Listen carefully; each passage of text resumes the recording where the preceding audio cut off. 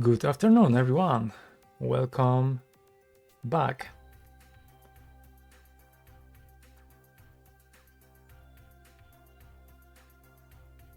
If you're not sure what you're watching, this is a series called Too Many Hours. Too Many Hours because I play RPG games for old computers. Now I'm really interested playing games for Commodore 64. And this is me playing Shard of Spring game really published by SSI, by Strategic Simulations Incorporated in 1986. And I'm really close to finish the game, I think.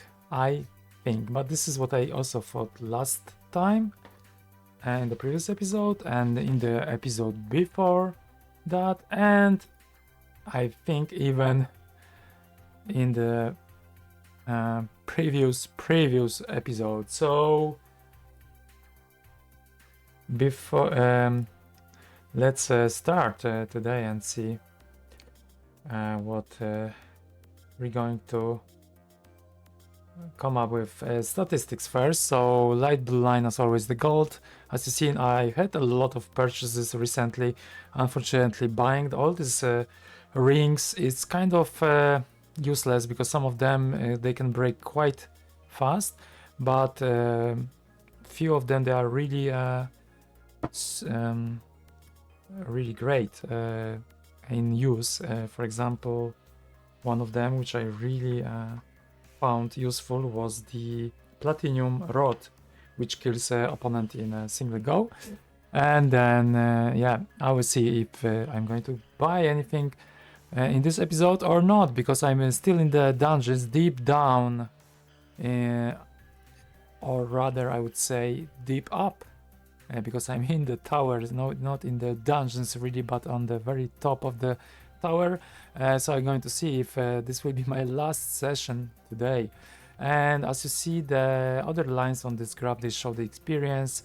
Of course, one of my wizards with the yellow line is a little bit behind, but in general, this is me playing this game for 70 hours. So it's a good return for money, I would say, especially that I am about to buy this same game, Shard of Spring, but with a box.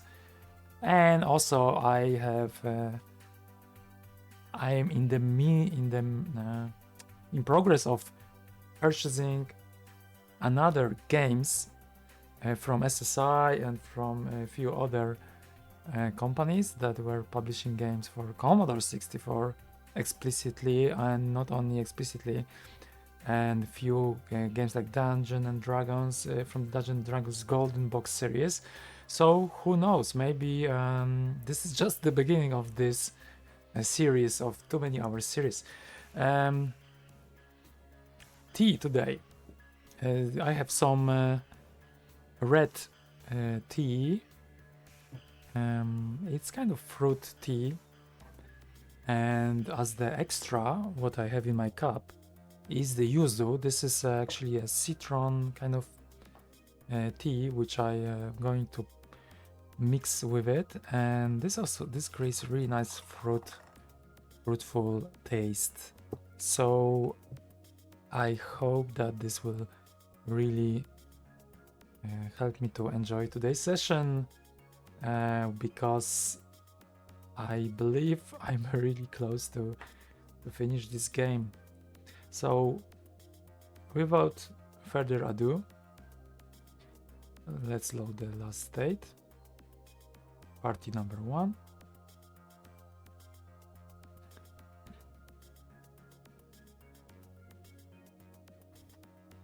And here we are, back into the Ralith tower. I'm opening my mouse because I also draw everything old school way. I play it as you would play this game in 80s. No walkthroughs, no spoilers, just pure enjoyment. And also, thanks to that, this game is less grindy because you just don't only explore the areas, you know, but also you're trying to always map it out, not to only go to the target if you know where to go, but just to try to get the whole map. I will show you shortly where I am. I think maybe that's a little bit too close. Let's zoom out. So I went through level 8 in the tower, which is just here. It's a little bit dark, but you have to forgive me. It's getting dark. It's autumn is coming. So, and this one is the next level, number 9. Then I went to the level number 10, which is a very short one, which leads immediately to level 11 over here. And in this one there were this staircase up, number F13. This is a kind of numeration I used, and it goes here. So last time I actually had a fight with the great dragon, and I decided to go south. So from here, go south. I wonder what is in this area. Anyways, here I already was lifted up automatically. I had no choice. There is no staircase. And this one leads to the place I am right now, which is here. And there's no way down. So I guess I'm going to find out how to play. How to get out of this tower very easily. I guess there is only one way, through the Siriadne, the main opponent. Now I'm looking at the map actually, and I don't know where I have the drawing for level 14. Maybe I didn't start it. Is it possible? I really don't remember. Let's have a quick look. F14.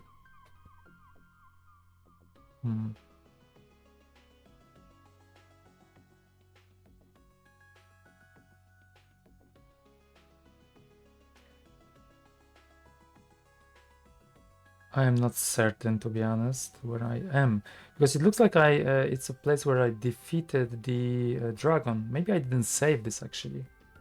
Is it possible? Let me try to find it out.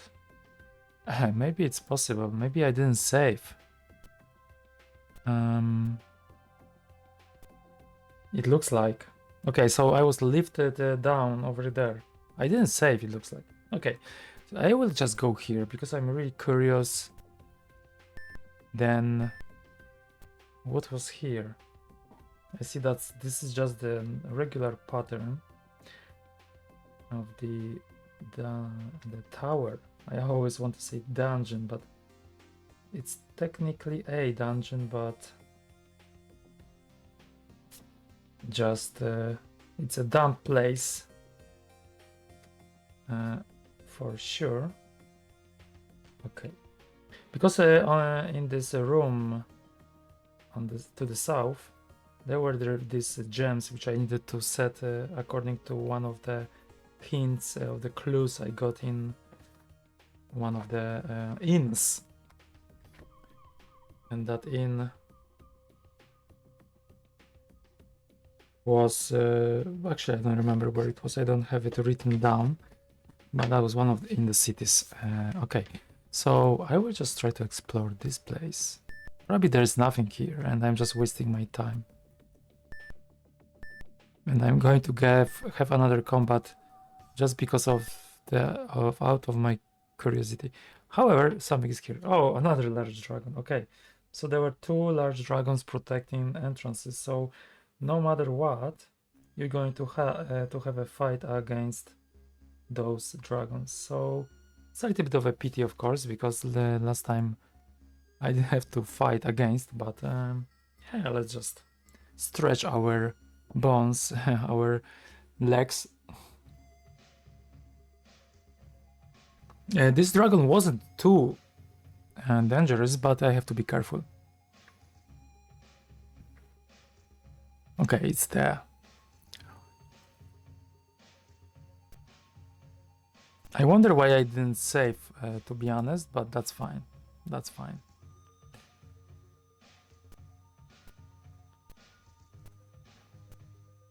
Can I use something extra? Light Wand, Rod of Might, Eye of Fear, Red Rod, Blue Rod, and Heavy Rod.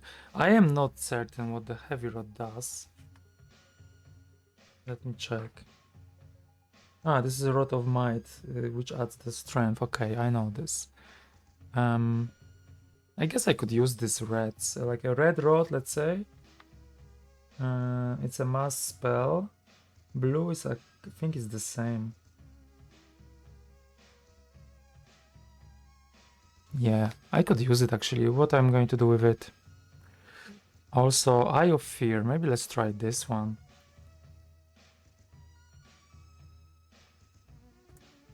Losses to strength. I think that's kind of fun thing to do. I don't use these items most of the time. I don't find it useful really.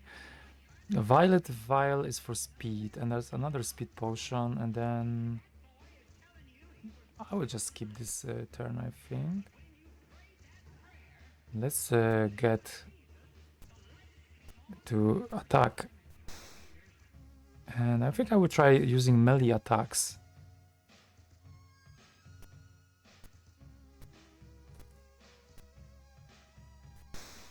Yeah, especially that the dragon already catch up and tries to attack me.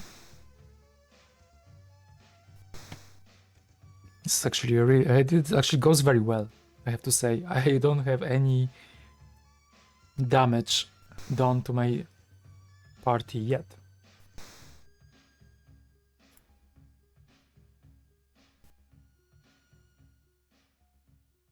So I'm in the progress of buying many games for Commodore 64. I hope it's going to work in the end. It's a lot of money, but I decided to just enrich my library of original game boxes and also try to preserve it if possible. And yeah, I think it would be nice for future episodes. Okay, cast chains on the Vismo, but the Vismo breaks free. That's fine. Okay, but I have to be careful because the dragon actually tries to cast some spells, which could be fatal. This attack damage is not really great, but it's okay. Okay, let's try also move away with the wizard, so if there's a mass spell or something like that, they are not hit. Both. Okay. I could probably cast some strength or speed just to speed it up a little bit, just in case, but I hope it still will go fine. Ollie is actually doing a lot of damage. That's great. Okay, that was enough. So I didn't get any damage. Victory. Experience is poor. 57 points. Come on. But good gold. I don't know if I'm going to use this gold though. Maybe. Let's save. Okay, and now I will just go south. I don't know why I didn't save, but it was fun because I thought, oh, if I'm going to finish the game, then I would still reload it probably from here and try to see what was this place hiding. So yeah, that was just another draw. So here, when I step on this on this place, then I have to. There are many faceted gems implanted in the wall here. One each of blue, green, violet, and red. Enter gem to touch. And then there is this combination. So, spoiler alert. But I know what's the order. Because that was the clue in one of the inns, and the last time actually I had the issue, the problem to read what I written down, but then I read it after the stream, and then I understood what I have written down. So the clue was blue is the sky, blue is the sea. That was the part I missed. What was the second thing? But it was also the sea. The blue also was the sea. Red is blood, and green is for trees. And that's just the order. So let's put it in this correct order. B, B, R, G. And you float up through the ceiling. There is no way down. This is scary. Okay, press on key. And then I'm, yes, this is level 13, where I thought I saved it last time. Funny, because it happened to me first time ever, but I didn't save. Okay, I will just go through this through this corridor immediately. And I have 4 undead creatures. Let's try to kill them, of course, with the casting spell. That is one of the best spells in this game. With dispelling undead. This is actually a spell also used in wizardry and other games. It just works slightly different here. Not only slightly. So I will still try to move them just in case some of the opponents will be able to reach me. And then, oh, I think this is already an item which is broken for Iriav. I meant the holy or unholy, I never know which one. Yeah, the holy, sorry, holy symbol. I think it was broken last time, so now only my priest, which is the second wizard, can use it. I would love to give this skill to this wizard if I knew this is such a powerful weapon. Yeah, I don't have it, so I have to just skip this character. Let's do like this. And yeah, that's the one. That's my priest. This skill was costing, I think, 2 points or something. So let's dispel on that and see how effective it will be against the opponents. This ignores, gold dies. This right ignores. Oh, this is not good, to be honest. I was expecting much better result. Okay, I have to really take care of them then. They're going to hit me a little bit. 3 opponents, that's too much. The bad thing is that you can use this as a priest, you can use it only once per combat, so now I'm kind of stuck. I have to fight against them. And it doesn't go too well, I have to say. But I hope I will manage. Maybe not. Okay.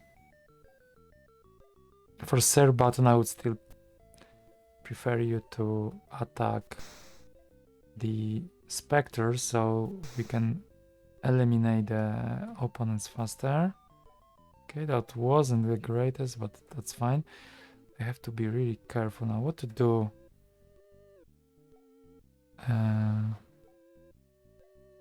Not sure which way to go. I don't want the area to be picked up by this evil opponent. Okay, let's try to go here, but it's not the best place, to be honest.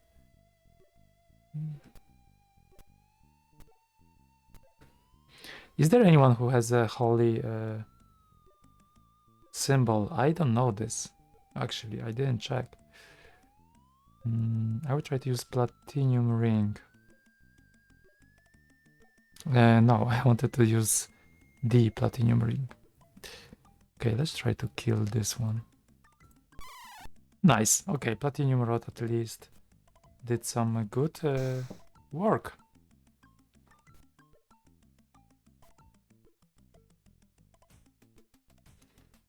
Okay. All is really powerful. This is a troll. One of the best attackers, I have to say. Okay, Spectre is dead. So I guess at this stage I might just consider a melee attack only. Hopefully. Slow on Sir Barton, that's great. You can do it. I'm fine with that, 100%.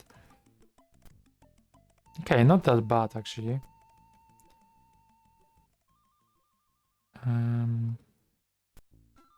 A little bit in the way, but let's try to go around. Yeah, I love this game, I have to say. It's simple, yet it's fun. Me saying that after 70 hours of playing it, there are a few elements in the last part of this game with the Ralith tower that are a little bit annoying, because you have to, when you wipe out almost with your party, going back to this place takes like 30-40 minutes. But besides of that, I think it's kind of okay. Would be nice if they would be more linear to get more experience and gold between the whole world and this tower, but it's kind of okay-ish. And there's Islanda, which is on the south part of the whole Ymros land, where you can get much more experience and stuff and gold much quicker. So this is good for grinding. But I even didn't grind too much. Didn't have time. Always trying to explore, actually. Always I had the opportunity just to go deeper somewhere, which is great. Okay, I don't think there is any secret. For sure not. I'm probably wasting my points and I can be attacked as the result of this, but I'm still giving it a chance. Okay, so this place looks suspicious. When after the corridor, the whole area opens. This is when I start to always have some to suspect something bad, and it is with a sweeping motion of her wings. This is Siriadne. It is. It is.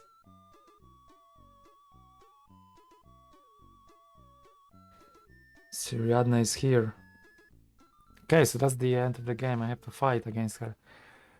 So with a sweeping motion of her wings, Siriadne summons two ancient dragons. Okay, not yet.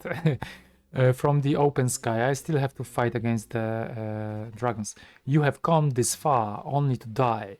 I have lived for 1,000 years and shall live for 1,000 more. Okay, this is actually cool. I might die. Oh, but she will be with two great dragons. So this is the main battle, I guess. This is the main battle, ladies and gentlemen. I'm losing speed. It starts. Things started to happen already. Okay, am I prepared for this combat? No, I am not.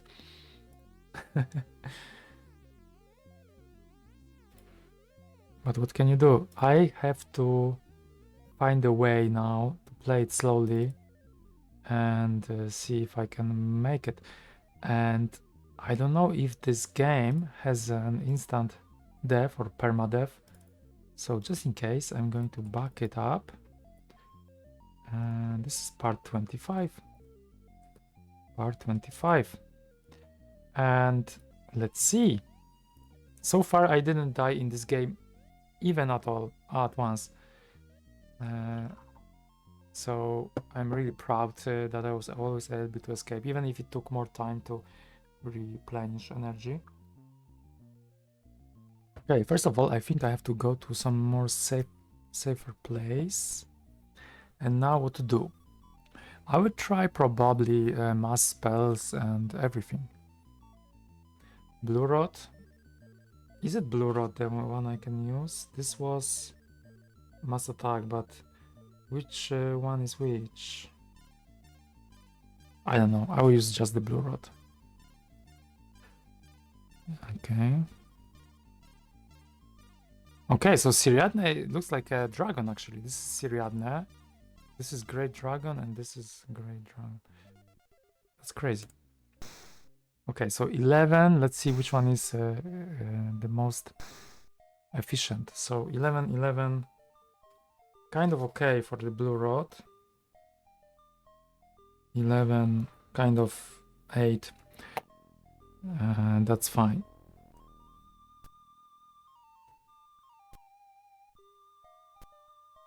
What can I use? Dagger, claw, flight ring, platinum.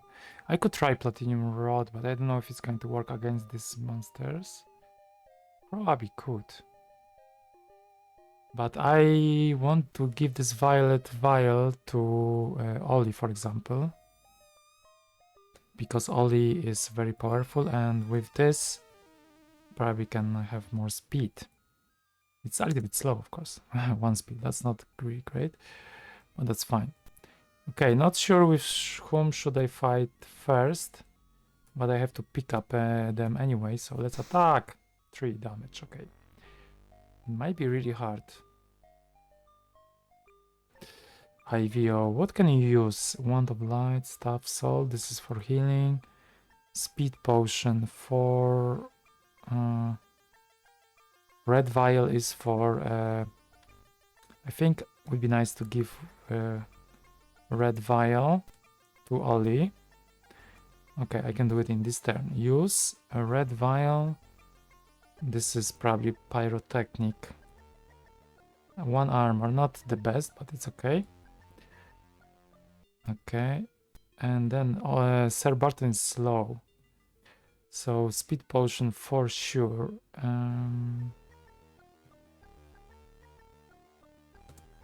Okay, at least this. Not the best round, but let's see. Okay, this dragon was trying to catch me, I guess. Weaken on Ori, this is not good. 20 of strength, that's a lot. Use. Blue Rod, Red Rod. Let's try Red Rod. I cannot try it on all of the characters, but still fine with me. Oh, this is better. 22, 20. Okay, Red Rod is way better. Let's try to escape. Use. Speed Potion, Platinum Rod. Yeah, not too much you have, but I think the speed potion maybe you can give to Sir Barton to speed. Always something. 1, 10, 2, 10. That's great, and I can use maybe something. No, you cannot. You don't have anything extra. Okay, attack. And misses, unfortunately. Okay, Ollie, let's attack. The strength, you lost the strength, so I guess that will be really a boomer. Speed potion. Pyrotechnic, speed. Yeah, you don't have too much.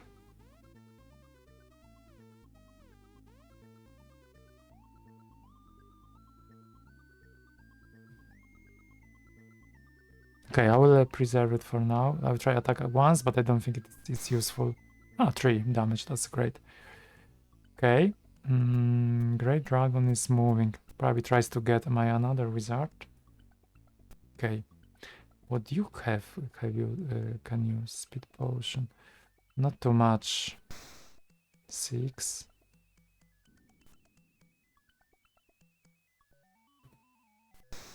I should probably get better armor for all of them, but I'm risking a little bit. Wings of Victory for Siriadne. I don't like it. Okay, it starts to attack. So now we will try to see how strong it is. It's actually quite strong. Please, IVO, survive this. Oh no, 24. Okay, it's almost dead. It's almost dead. Yes, this is what happens. Let's cast first spell of healing. Healing.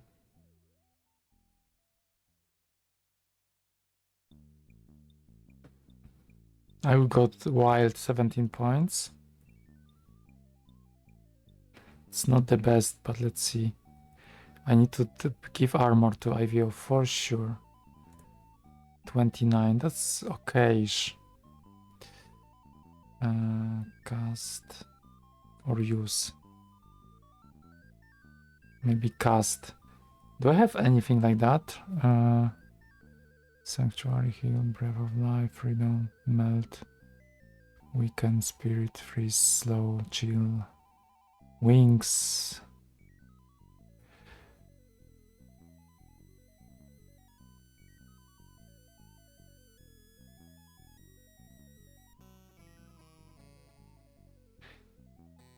I will try to heal anyway. 10 pointers to IVO. Not the best, but we have what we have. 20, okay, that's great. That's much better. Attack.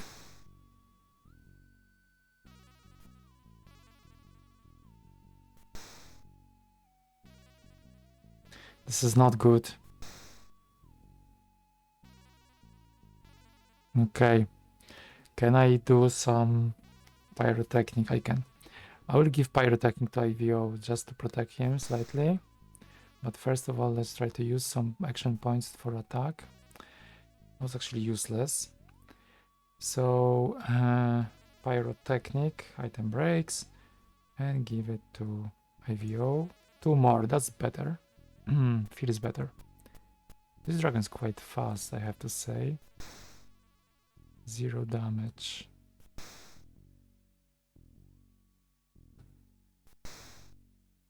Okay, this doesn't go well, but this is a fight against Siriadne, right?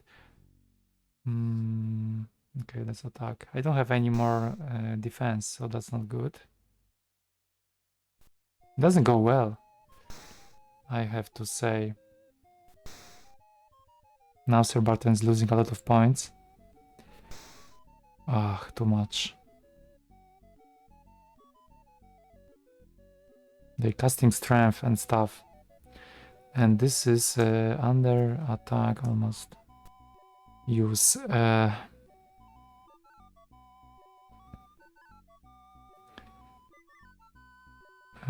me see. Can I?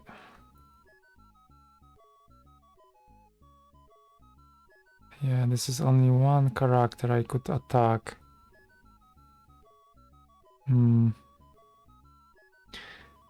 Heavy rod, blue rod, red rod. So, Rod of Might.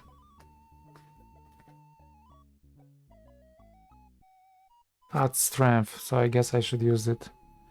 Rod of Might.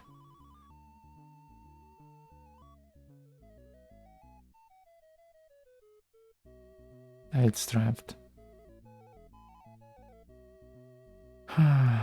It's really hard. And this is the Vismo, 35 points. And I think I already should heal again.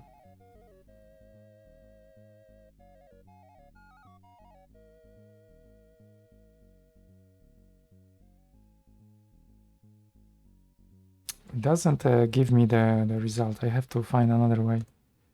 32, that's great. And now I cannot do anything here. It would be nice to have few more items. 3 to very low. 0. Okay, I need some strength and stuff. For sure, but I don't have enough time. They are casting spells like crazy. 0. This is not good, Ollie. Sword, speed, staff soul. Oh, you have staff soul. You could use it later. Okay. Attack and misses. That's very useless. Okay, this dragon at least follows, so it doesn't attack.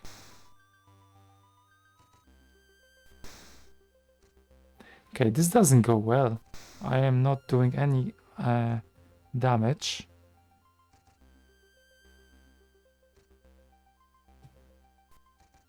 Not at all. I need to provide more strength. Now I wonder also what Elfin gem does. I have to check, but let's see first if they're going to kill me. Okay, if I only could have more armor, that would be great. Only just lost 11 skills. That's too much.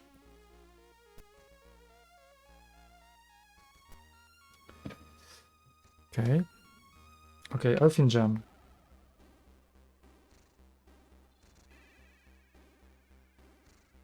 Gives power. I think we need everything. Item breaks. Okay, this is the last time I'm using this. 8 power. Sounds great. I could try this platinum rod. I don't have anything to lose, to be honest.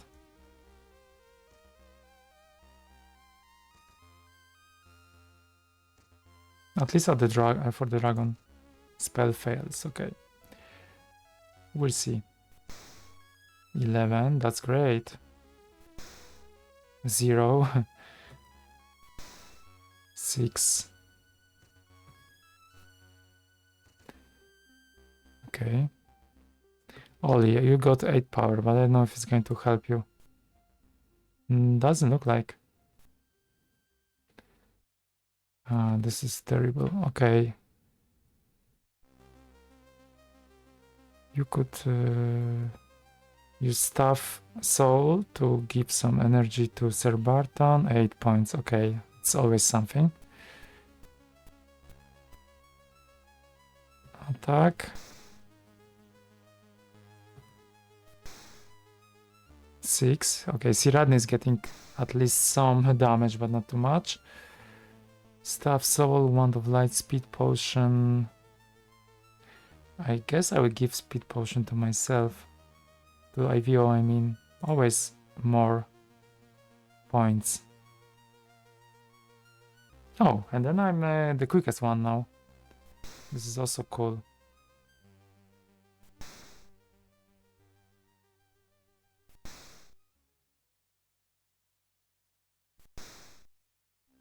Nice. Okay. Is there anything else I can do? Not really. I think everyone is kind of in a good shape so far. Okay. I'm trying to resist. But I feel like I might one thing they will break in my chain and I will have issues all to survive. Only okay, still kind of surviving, right? So this is Iriav, 17 points. Spell points. Heavy Rod. Eye of Fear. I like this Eye of Reed and Rod of Might. I will use a Rod of Might because this one gives strength. Rod of Might. To Sir Barton, for example. I have to do something, right? Flight Ring, Platinum Rod. Let me try this Platinum Rod again. Against this dragon. But I don't think it will work. Okay. 3 damage. 0. 6. 0. Okay, could be better. Only misses a lot. It's actually useless. But has a staff soul, so that's great. I can at least heal someone. Let's heal Sir Barton. Yes, 20 points. That's great. Uh-oh, Wings of Victory gets 3 skill. Not good. IVO, please just kill Siriadne. 7, 2, 0. 7. And attack.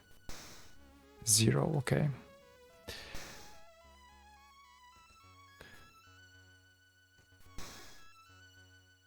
I need to find a way to put armor for Sir Barton because it's losing a lot of energy. Okay, Siriadne now attacks IVO, 7 points.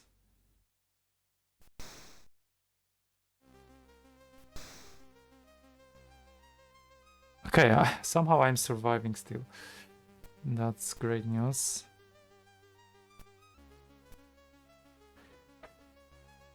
And area, if you have 17 points, I would like to preserve them for healing for 100%, but how can I also... it would be nice to cast armor, but I don't think you have armor. Let's see. You have armor? Yes, you have. Okay, I can give armor to Sir Barton. Also, Sir Barton and Ollie, they have magic points, but they don't use it. So that's a boomer, right? I will do this armor for Sir Barton. How many points though? I don't know. I never used this spell. It requires 2 points minimum, but let's say if I use 6 points, how much armor am I going to get?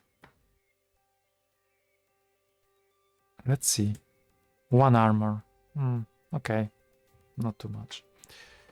I think I will try to use this platinum rod again on this great dragon. Spell fails. Okay.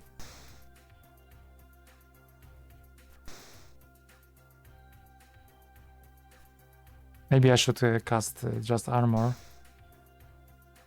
So then I will lose less health points for everyone. And Ollie is useless. So I have to do something with him.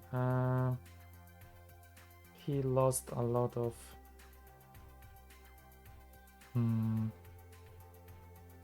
Which points actually? Strength, is it?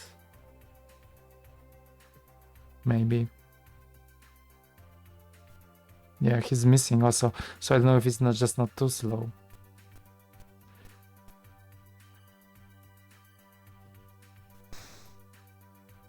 Okay. The combat continues. It's maybe not the most appealing combat, but I really need to be careful with the spell points I have. Yes, Siriadne is dead. Haha. Okay. I guess this is the breaking point.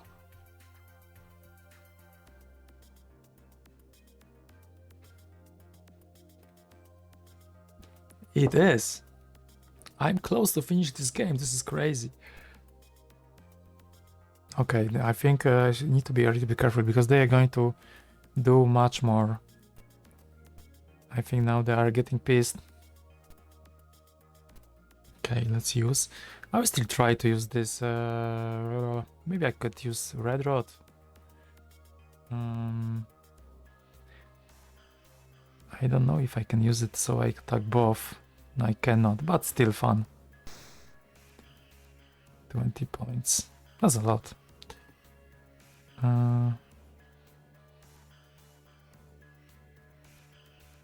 Let's try this platinum rod anyway. It would be fun to see it working, and it does. Okay, cool. So I have only 1 dragon left. Hey, you!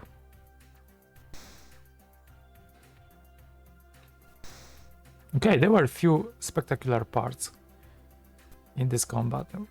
Maybe not the most appealing I ever had, but I was still a little bit afraid that I'm not going to make it with the amount of spell points I have. So this great dragon is still trying to follow my wizard. which is fine, but I will block you now. And finish your agony, hopefully really fast. I think I can just stop this wizard here, but let's move just in case. And red rod, I can still use this. Can I? Oh, maybe I cannot, because I'm going to hit now. Oh, damn. And I cannot escape.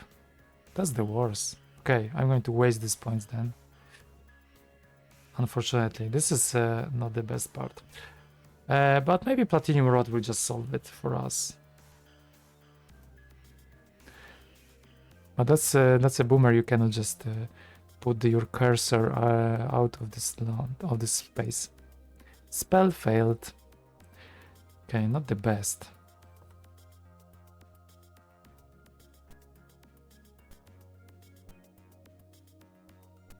And attack from behind. Didn't work. Only I think you cannot re-attack, but at least you will block.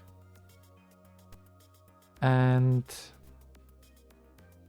I also see that Sir Barton needs some XP, not XP, I mean health points, so let's heal him a little bit.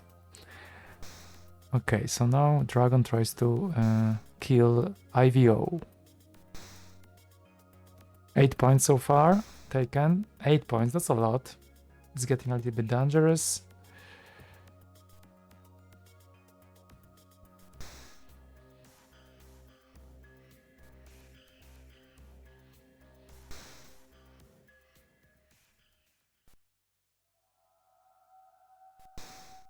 Okay, it will be slow, I guess. But it's okay. Eye of Fear, Rod of Might. I could try this Rod of Might. What I have to lose?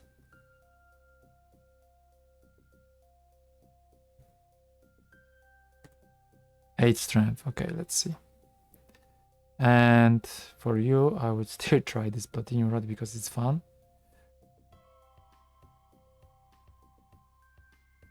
Because it actually works. I wonder if I could kill Siriadne with this. And the dragon is dead. Alright. That's all. That's all, folks. Experience 364 points, 16,000 pieces of gold. Is it the end of the game? I got the colored rod. It can be a blue rod or red rod, which is a mass spell. I get a suit armor. And you have won. That's all, I guess.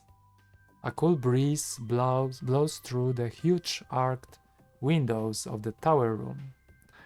On an ivory pedestal lies the object of your quest, a knife-shaped piece of green crystal. As you hold the shard and look out over the landscape of Ymros, it looks beautiful and peaceful. More peaceful than it has looked in a very long time. You watch as a graceful dove flies up from the balcony below into the blue sky. As you turn to go back into the room, you see a black bird out of the corner of your eye moving swiftly upward. As you re-enter the room, an old man you recognize is standing near the dead body of Siriadne. His face shows a mixture of serenity and contentment. He speaks. The true springtime shall now return to Ymros because of what you have done today. Your names shall be remembered as long as men exist to sing of you. He makes some mysterious motions and everything begins to swirl around you. His voice speaks to you out of the dizziness. Evil is personified in the form of dragons, but born in the hearts of men. That's deep. Going home. Am I going home now or? to Green Hamlet, or is the end of the game? Okay, I'm the Green Hamlet now.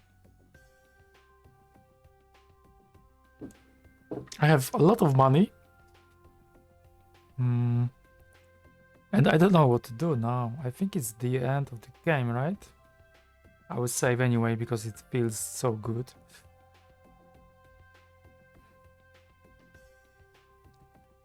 So what now? I'm left without having opportunity to understand actually if this is the end or should I do something extra.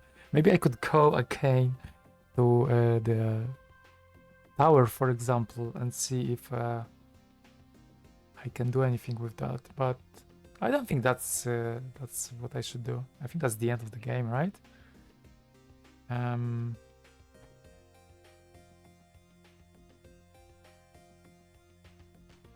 Let's talk to other. Let's see if they say something different. Okay, so these texts are not updated because I already got this priest in the safe place. I put him, and Devri is dead anyway. I don't think this really works like that. I have a lot of money, so I can spend them on anything. And yeah,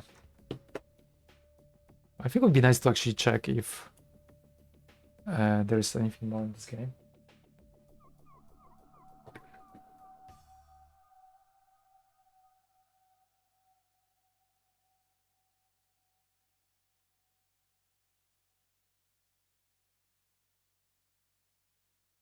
Anyways, that was a good game, I would like to say.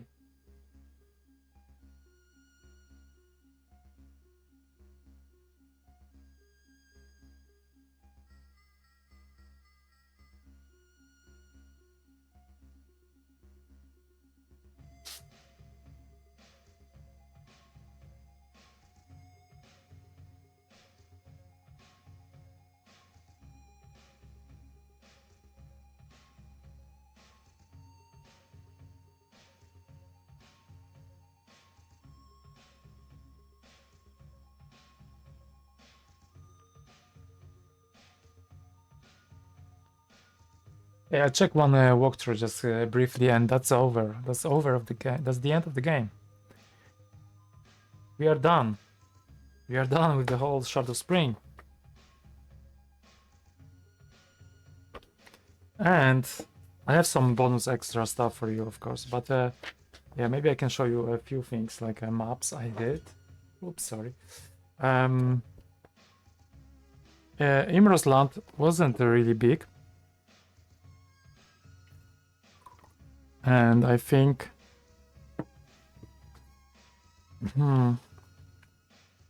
spending 70 hours of playing this game was actually a little bit too much compared to Demon's Winter, the sequel, which I played before. And this one was 100 hours, I think, I believe. And it was much bigger. Of course, you also had the sailing over there, which is crazy if you compare how much time I spent on this game. Here, the Ralith, that part was really hard. So, going through the maps, the main map of where is the main map? I have so many maps. 1, 2, 3, 4 sheets of A3 paper, both sides covered. And yeah, so that was one which was the main kind of Ymros land, starting with where was the Green Hamlet actually? I still cannot navigate through these maps because it's a lot of chaos because I I didn't know where to start the map. So here this part connects with this part, and that was Ymros land, the island from the north part, let's say. So Green Hamlet on the left side, and then Yantrin on the right side, on the east. Adrian's hideout, Blackford, things like that. Then the south part of this, which was more interesting, of course, and more dangerous. Damn, where is it? I also have this Terrinor, which is very east part, and there was the Tower of the Gatekeeper. Wow, so many things. Then I also have this kind of place here, where it was the southwest part of Ymros.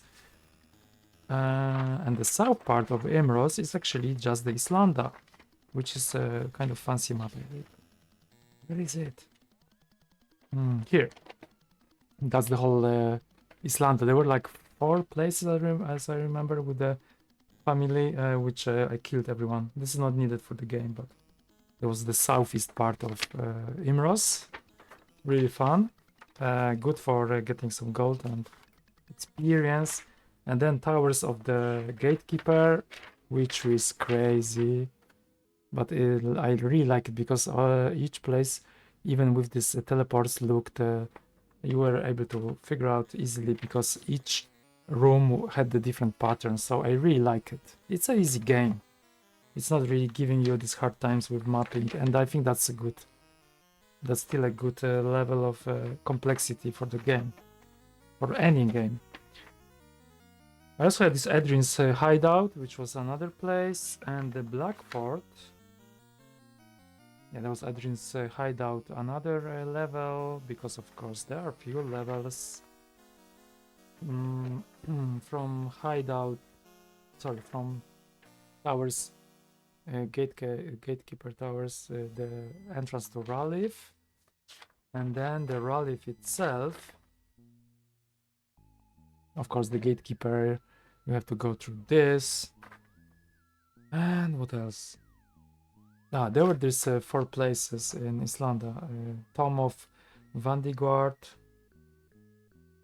So they were like a small kind of, I would say, side quest. Yeah, you can call it like this. Not really something important, but it was really fun to get some experience there. The Tomb of Murfin, I don't know what to call it. Depends on the pronunciation. And there were a few other tombs. Few tombs here. Tomb of Cercion. And there's another one, I think. Tomb of Lotian. Yes, there were 4 tombs as far as I remember.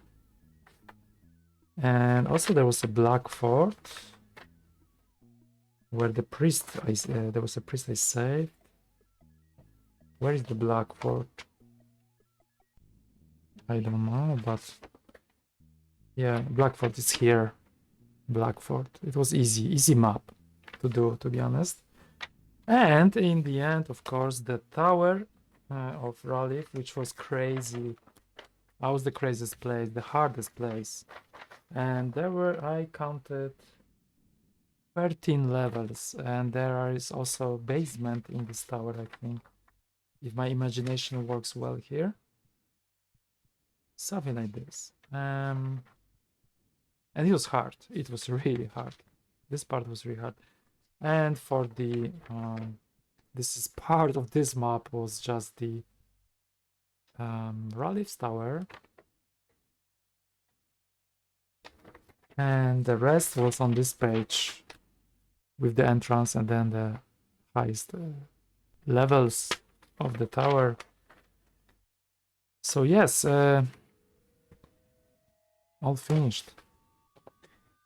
That's really great, and I have a few extras, as I said. So first of all, I just wanted to do some quick recap maybe of the game. Because I had some notes written, and I think that would be maybe kind of interesting for you.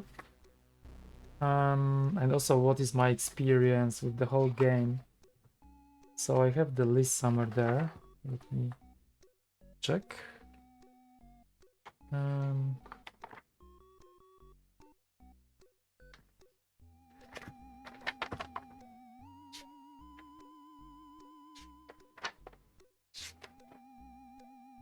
Actually, I don't know where I have this list. Oh yeah, it's here, right? Yeah. Okay. So let's start. I have a few just things I wanted to mention as this is 1 hour of me for this episode, so I think that would be nice to just fill it with some content. Maybe you'll find it interesting. So First of all, I wanted to say that this list is not in the correct order, but I will just go through all the topics I have here. So, first of all, the main slowdown of the game, and I think that's what I already mentioned during the gameplay today, was this main slowdown when I was going back and forth to Siriadne's fortress, to Ralith, because it once you realize that you have to replenish the energy and you have no choice, then you can call the flight spell, or not spell, this is actually the item, but you can also call windwalk spell and then just go to Green Hamlet automatically, and that's fine, right? But the problem with that is that to get back to this place you have to go from the west part of Ymros to east, go to the gatekeeper tower, pass through it, then go through the entrance to the gatekeeper. No, not this order. To the distant island, right? From distant island, you have to go next to Mirquasit city. You have to go to this kind of cave, and then there is an entrance to Ralith, and then in the Ralith, you're in the front of the fortress, and then there are 13 levels up to go on the tower, and it might happen that I was already bashed, like, let's say on the level 4th completely, like I needed to really escape, and it was so far from getting from there to level 14, even to level 10. And the problem was that there were these devils and demons and devils, right? These two types, they are really hard. Once I wanted to find a new strategy in the previous episode, actually, I found like, oh, I'm going to just escape this fight when it happens, but it's impossible. Once when my fighters escaped, my wizards escaped first. That was a mistake, because one of the fighters was stuck just by enemy calling the Still Air spell, and I didn't have any magic to let break free this state. So then I was just forced to fight, and I only had one fighter which was able to fight. Then there was this another one which was just still, and yeah, I just lost the combat, and thankfully some of my wizards escaped before, so I didn't need to start to reload the game. I just continue. But yeah, this is kind of thing which happens when you try to escape. So that was not the solution. So in this case, really they were able to just call a spell which kills one of my party members in one go, and the resurrection spell, it costs a lot, 35 points, and you still don't know if you're going to get anything for that. So in the terms of department of the spell points, I think this game has a lot of things that could be done better. I would love them to fix it in Demon's Winter, but they didn't. In Demon's Winter was exactly the same. The amount of spell points you can use for your wizards were just not enough, and the spell costs were just too much. So yeah, that was the downside. I think I spent like 10 hours or more to go back and forth and just waste my time on playing just to get back to the tower, and that was a little bit annoying because the combats you have in the meantime, they are just boring combats. Maybe I had one or two which were really interesting, but most of it was just a placeholder, really boring stuff. Okay, so that's the one point, and I also mentioned a little bit about the spell points issue. Now, next thing, some of the weapons are... Oh yeah, I know this one. Some of the weapons, they have a different description when you identify them. I don't mind if you don't have identified item and you don't know how good it is. This is perfect. I really love this option. But when you have weapon identified, you still don't know sometimes. Is it like a +2 or something? Maybe you know this the bonus, but I think there was something missing with bonus as well. And only in the combat I was able to find like, oh, this weapon is actually slightly better probably than the other, because in the I'm not certain now about this point, but I think some of the weapons, they just have different descriptions in the combat, which I don't understand. Why would it be done this way? And I know that there were on a few occasions, even after identifying the weapon, I was only able to find how strong the weapon is just by using it in the combat. I don't know if it was something with the huge sword / sword +2, this kind of idea, like you have a huge sword, but you don't know really if it's a sword +2 or is it sword +1. So only in the combat I was able to find it, and that's bad thing, because you have to go to combat to check it, and you cannot switch your weapons during the combat, so you have to fight with the weapon for the whole combat, and then you know if it's a good weapon or not. So yeah, I found it a little bit annoying. It's not a big thing, but I don't know why there was this decision made for this game to show different descriptions, which were actually meaningful description, because they really were giving different ideas how strong the weapon was. So I might say that it's a bug out of the game. I'm not certain. Now, next thing is the thing that you cannot sell weapons in this game. In Demon's Winter, you can, but in this original one, you just have to drop it, and that's so for me that's unacceptable thing. I would love to play this game again, but with the possibility to sell items, even if the price is 1/10 or whatever. Still getting money for stuff you find would be awesome. Okay, next step, healing potions. They are not worth it. Yes, this is something which I found really annoying. For armor, you can get +2 armor, for example, from a potion, which is great. I think even more. But for healing, if you get 4 or 5 points, what's the use case really? You're not going to really benefit from this. Enemies can hit you with 10, 15 points, especially further down. So I think the healing potions, maybe they are useful at the very start of the game, but later I think it's just a lot of it just takes a lot of space in your inventory. Okay, next thing was funny about poisoning, because I don't think in this game you can get poisoned, so I consider this as a bug. Because you cannot get poisoned, but there is a spell to the spell to cure, and there's also a potion, the antidote potion. So I found it really funny that there are few snakes around. There is a death adder, pit,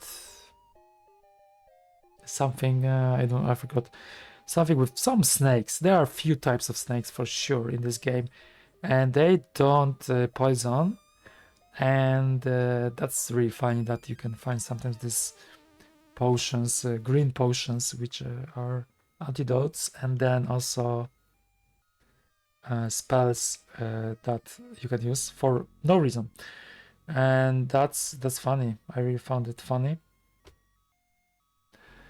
and that's the thing I would consider as a bug. Next thing is about the priesthood. I would recommend everyone who plays this game again to get priesthood for both wizards as soon as possible, because then you can cast the spell undead, you can spell undead, and that's the best thing which can happen. It can just kill enemies which are undead, so ghosts and also skeletons and not archmages. I think everything like undead.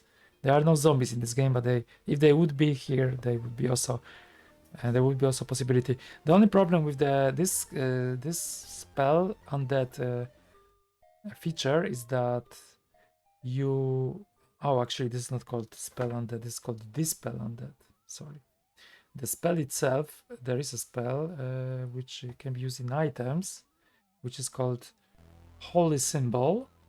You can use this item, and this is great because you can use it as many times as you can until it breaks. But for this spell on that feature, yeah, this you can use only once per character per combat. So there's also a possibility that it's not going to work against all the opponents. But let's say that you have 5 skeletons or ghosts or a mix of both. It can kill effectively like 4 of them, for example. There is also another character, Spectre. It can be also killed by this. So this is really cool. This is one of the most powerful things. So I was really happy to found this holy symbol and to know that what it does. So this spell on that definitely get this thing. Also, there is a Dispel Undead versus Wizardry, how it works. So in Wizardry, I read the comment that what it does in Wizardry is that... what was the thing, actually? I think I have a video recorded about it, but I don't know what was the topic. So let me go back to my videos. Okay, I know what. So the video is about proving, because I watched one of the videos about wizardry, and there was a proof that Dispel Undead in wizardry doesn't give XP. So I tried to do the same. Maybe I can actually show you that right now. This is my gameplay. I have 4 skeleton. There's a skeleton mage. No, sorry, this is not this combat. This is the combat, I think. Yeah, skeleton mage and cobra. Oh yeah, I think I tried many times to reload.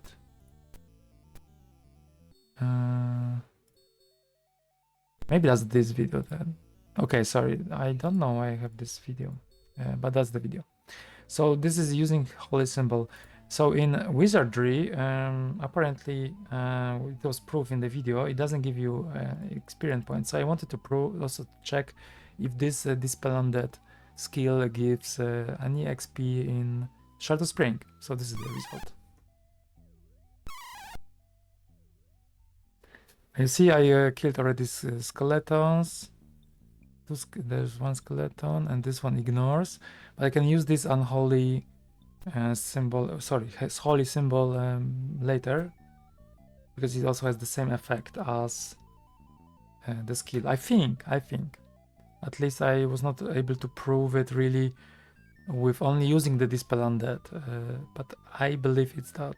Probably now, when I'm saying that, I should probably also check if the Dispel Undead is going to perform the same. It's a little bit just hard to recreate these conditions and find all the opponents and kill them, so I didn't really bother. It still took me like 20 or 30 minutes to find this and record this situation when I didn't kill anyone with anything else but just using the holy symbol or the undead to Dispel Undead spell.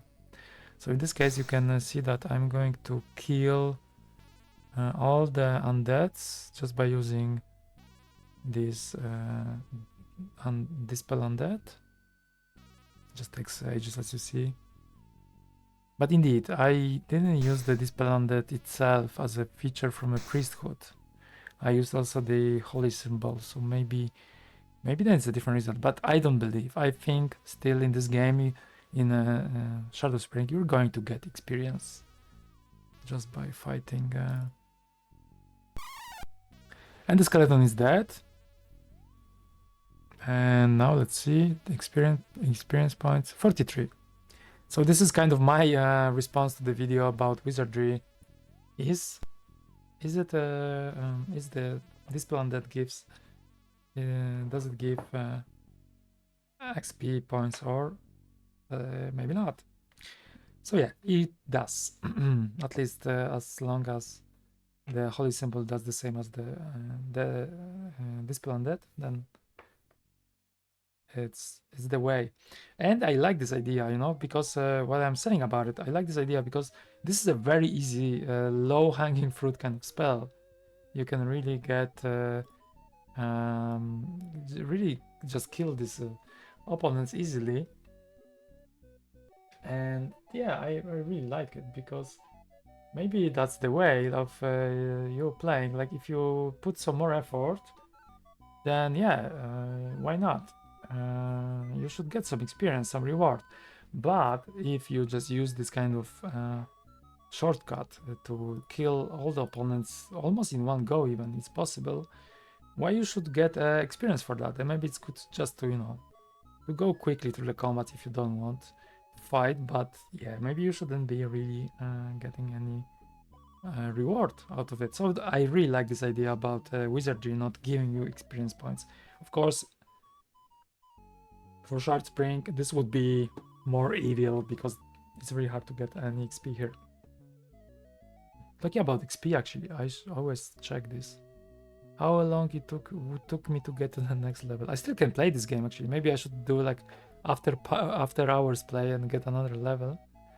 Because it's 34,000 almost, and 37, I believe, 37,000 this level. So I need like 4,000. Yeah, 4,000, and I have another level, so it's not going to happen. Okay, the next point. I also always check like how many experience every character has, but this doesn't make any sense now because it's over. But it's good to just have a look, and I have 34,000 points. I can buy some nice stuff I never used. For example, there was this Fury stuff. Yeah, maybe I should go to Terranor and try it. Yeah, okay. I can talk a little bit and probably just play and get this Fury stuff and try to recognize also what it does. I think that maybe would be more interesting. I will still try just to focus on talking rather than playing, but just in case. Terranor is not that far, so I can have a quick walk. So the next point, because I'm in the middle of all the points I had. Attack wizards first. That's the kind of thing you can realize very early playing this kind of game. If you fight against 2 fighters and let's say 3 wizards, just run and get into the melee combat with these wizards. Most likely they will pick it up and they're not going to cast any spells. Of course, sometimes they will still, but there is the chance that they will get engaged into the combat rather than casting is much higher. If you give them in the distance, for sure they will cast some spells. So that's a hint to really play this game and Demon's Winter. And I don't know about other games, but I didn't find it logical, to be honest. As a wizard, if someone attacks me, I would try still to escape and just cast spells because this is what I do the best, rather than fighting with the dagger. But yeah, this game AI does it this way, and Demon's Winter was doing that this same way. So I just exploited that a lot. Yeah, I should call it exploiting.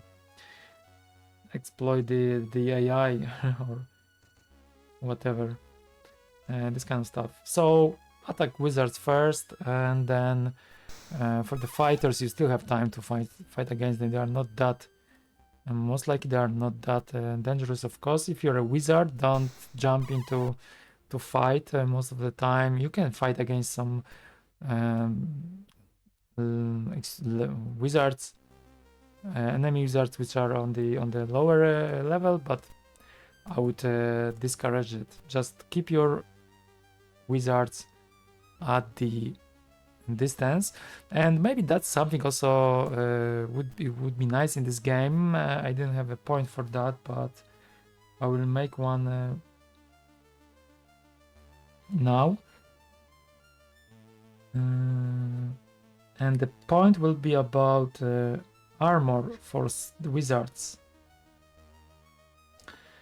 And this will be like a poor armor. Poor armor cloths, I would say, for wizards, because I really don't like it that wizards cannot wear plates, for example. They don't have to fight, but even like defensively, would be really great if they could just be protected more than they are in this particular game. And also in Demon's Winter, this is the same story. And most of the time, someone from the opposite, from the enemy's party, is just casting a spell, and this spell might kill a wizard in one turn, like Column of Fire, for example. So I don't think this is fair. I think it should be a little bit better. Of course, this spice up the game a little bit, so maybe that's fine. Who's talking that the game should be fair, right? Maybe that's actually a valid point. But it would be nice to see a little bit better armor, not really like something that you cannot, as an enemy, you cannot get through, like a tank armor. But I think it would be useful to have this kind of more things that you can you can invest your time, your money to get them, or maybe some special item you can find somewhere if you're really lucky, special rope, and just that would be a really great thing to spice it up. And then if only one of my characters of my wizards can have this rope and I cannot find another one, that would be still pretty cool to have it. Okay. One of the things I really love in this game, and this is something I want also to use, also to add to main level, and I think this will be one of the scope creeps I want to do, is that you can decide how many points you want to put into a spell, and that's a great feature. And I would like more game actually to do it. That's why I want to do it in main level, because I want main level to be on this list of the games where you can really adjust how many points you put into the game, into the spell, sorry. And there's like a minimum amount you can spend, and that's fine. But then if you want a spell, for example, to be more successful, like a resurrect spell, or maybe more powerful, like a Column of Fire, you can tailor it. So if you have like opponent which is opponent that is not really strong, then you can adjust these points. And of course it's good that it's a little bit random as well, but at the same time I found this really great that you can have like a dragon which needs more points, so you can say, oh, I'm going to chip in more points because this is a dragon, or I can I see that my character needs only 10 points of health points to be, or hit points to be healed. So then you can decide, oh, I'm going not to have like 3 levels of spells, like healing number 1, healing number 2, healing number 3, or small healing, and you know what I mean. But just to adjust the points, so then you can use the same spell but with a different result. And I think this is a great thing, and also Demon's Winter does it, and I cannot imagine that games are not doing it, and they have like levels of healings, like even in Phantasy Star, and in games like this you have just different levels, and I don't like it, to be honest. I mean, maybe it's useful more because you can have this, maybe it's faster in some way, but I still like this kind of tailoring thing. You can put like 5-pointer, or sometimes it's even not working well, you can have a different result as well. So this is fun part. I found this like much more fun to work with. So that's this point about. I love this feature, and I'm going to look forward for games who in which you have this option available. For sure, that will be one of the biggest pluses for the games I'm going to play in future for too many hours. Serious. Okay, the next point is about exploration and how much I really enjoyed it during the whole game. There was not a single moment without me deciding to grind that I really needed to grind. I just didn't use a walkthrough, and because of that I needed to draw a map by hand. And just by doing this, I explored so many places that was no grinding. I really got this experience just by trying to explore the area, and I found it just so amusing that I was not really bored with that, and I didn't grind at all. Only at some point, indeed, I have to confess that I was getting a little bit interested with some weapons, and this is actually what I'm doing also now. So then I went to Islanda, which is kind of a nice place to grind, and I really got some good gold over there. So it was not really grinding per se, but I would say that was a few hours I spent just to get money. So maybe 5, maybe 6 hours. So okay, there was some grind, of course, but comparing to other games I played in the past, I wouldn't call it a grind really. And then when I went to Ralith, I noticed that okay, in this situation probably I should grind, but then my level I needed to get through was so far that I decided that I'm just going to try my luck and get through all the tower without getting the next level, because it will just take another 12 or 15 hours of gameplay just to get the level, and then still not sure if I would get the benefits I wanted to get from it. So I still wouldn't get enough skill or strength or whatever.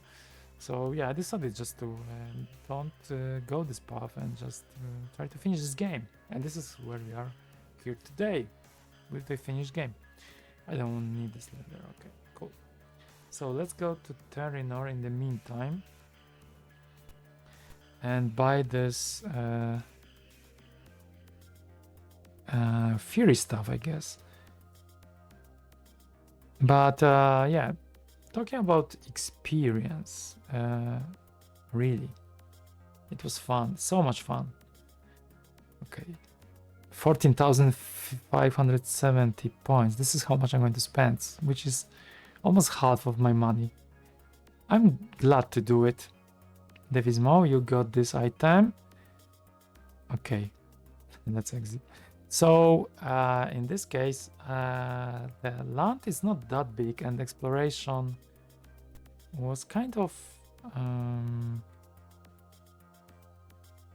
good in terms that I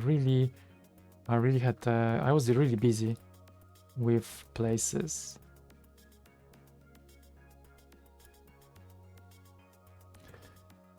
And there were many places. I really think these places inside character disk. These places were worth really exploring, and drawing maps was fun part. I really like drawing maps, and then patterns were easy to grab, so I think it was really great for exploration. And this is not only the one exploration I had, because that was the exploration of the land which I was talking about. And another exploration which I really liked was about the items. Because you don't know what the item is, and even if you identify an item, it will tell you something like this colored rod is actually a red rod, or this is a platinum. Platinum? Am I correct? I think platinum, something like this. Platinum rod, for example. Yeah, platinum rod. That's the one. Or staff of ice, staff soul. Now I got this fury stuff. What does it do? I don't have a clue. And that's the beauty. I really love this part about exploring, because what? Look at this. I'm going to. Yeah, actually, sorry. Fury stuff is already. It's already identified. But let's see this suit armor. What is this? Plate +1. Okay, I can drop it actually. But the thing is that with some items, you have like a red rod, like platinum rod, as I said. You still don't know how it works. So then you have to explore the possibilities of this weapon in the combat, or sometimes you can also do it in the camp. Let's try maybe use this fury stuff. Usable in combat only. You see, this is only usable, but I still don't know what it does. So I love this exploration bit. It's fun. It's really fun, because it happens to me that I use something on the enemy. Of course, I'm always trying stuff on enemy first, and then it actually gave that character strength or something like this, and I found it really amusing. Like, this is how it would be in the reality if you found something. You just don't know how it works, so you just try against the rock, against the tree, against the character. In this case, you cannot do it against the tree. That's this exploration part I found really fun, as a really fun part. So I'm definitely going to do something like that in my own level as well, in the game I'm working for, Commodore 64, the RPG, because I just found it so fun to work with. It doesn't tell you what it does until you discover it by yourself, and then only then you can decide if this is a weapon for you. Of course, this doesn't make sense if you buy something like that in the shop, and I think there are a few cases like red rod, for example. This doesn't make any sense, but if it's not in the shop, then it's fine when you find it just somewhere on the after the combat. Yeah, I'm trying to explain this game that maybe some of the sellers in the inns, I mean in the cities, they just maybe don't know what this weapon is for, and that's fine, because maybe that's the case. But yeah, my assumption would be that this person who sells knows what it does. So let's try to use this fury stuff on this kobold. Probably that's the worst use. I could use it on someone stronger, but on this orc actually, it's not a kobold, it looks the same. But let's see. Spell fails. Okay, so I don't know what it does. I can assume now that it's maybe a spell that kills in one go, so I'm going to try it. Let's try to get to the Siriadne's tower. Oh, actually, I should get there, because there was this character staying in the front of the tower. So maybe now this character can tell me something more. Would be cool to see it. I don't think, but who knows? Let's see. So exploration of the land and exploration of weapons. And this is something which I enjoyed in this game a lot. I think I enjoyed it even more than in Demon's Winter, because in Demon's Winter the whole world was a little bit too big to enjoy it fully. Especially that I didn't draw with counting like of the steps. That would be too much for the game, of course. Of course, that would be too much. So when I went with the sea on the sea, it was really hard to connect some of the islands. Also on the land, I had on a few occasions I was really puzzled. So that's why also in main level what I try to do with the game design of the maps is just to keep it simple, still a vast place, but just to have some kind of a measurement, how to call it, like a to give the ability to for the player to measure things. So for example, in my novel the area doesn't scroll, which is kind of, it sucks of course because it doesn't look that cool, but there are just screens, so you go from one screen to another.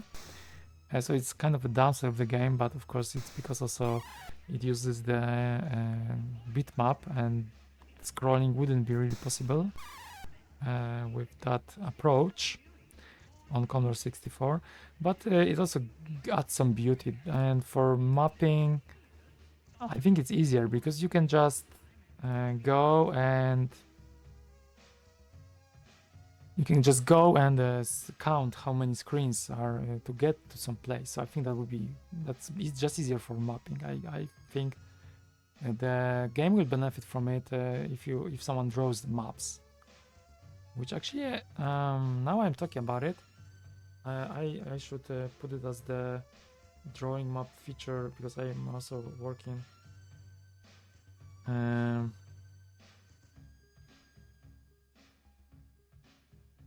that just to try to sell the game, like what kind of how to play the game, and also to try to put a player in the right mindset so they don't get really frustrated, and they know that this is how you should play this game to give you the best experience. But actually with this way of screens switching is better for drawing,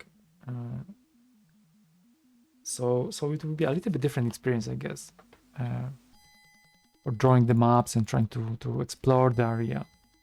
Let's try this theory stuff again as part of my exploration topic.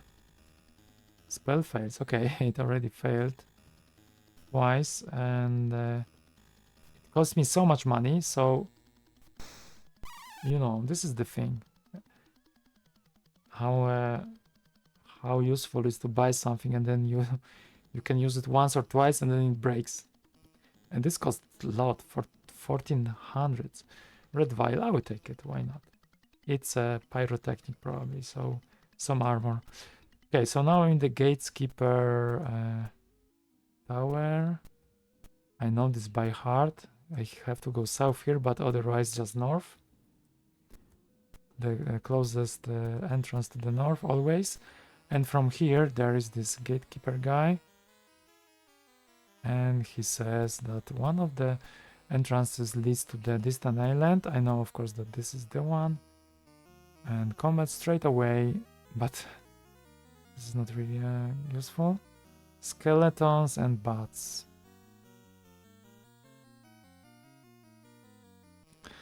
Okay. So I will try still Dispel Undead because it's a really cool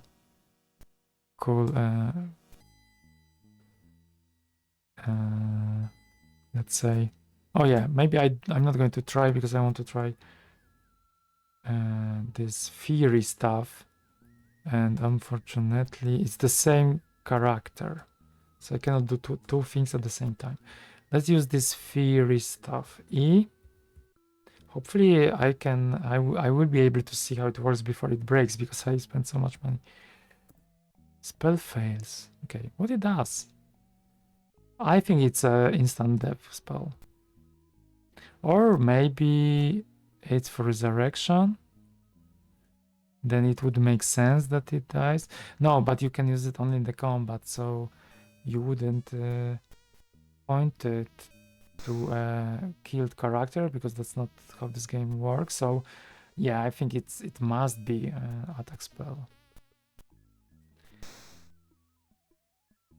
Maybe it doesn't work against one of the groups, undead or living characters, but I was already checking it with orcs and with skeletons, so I guess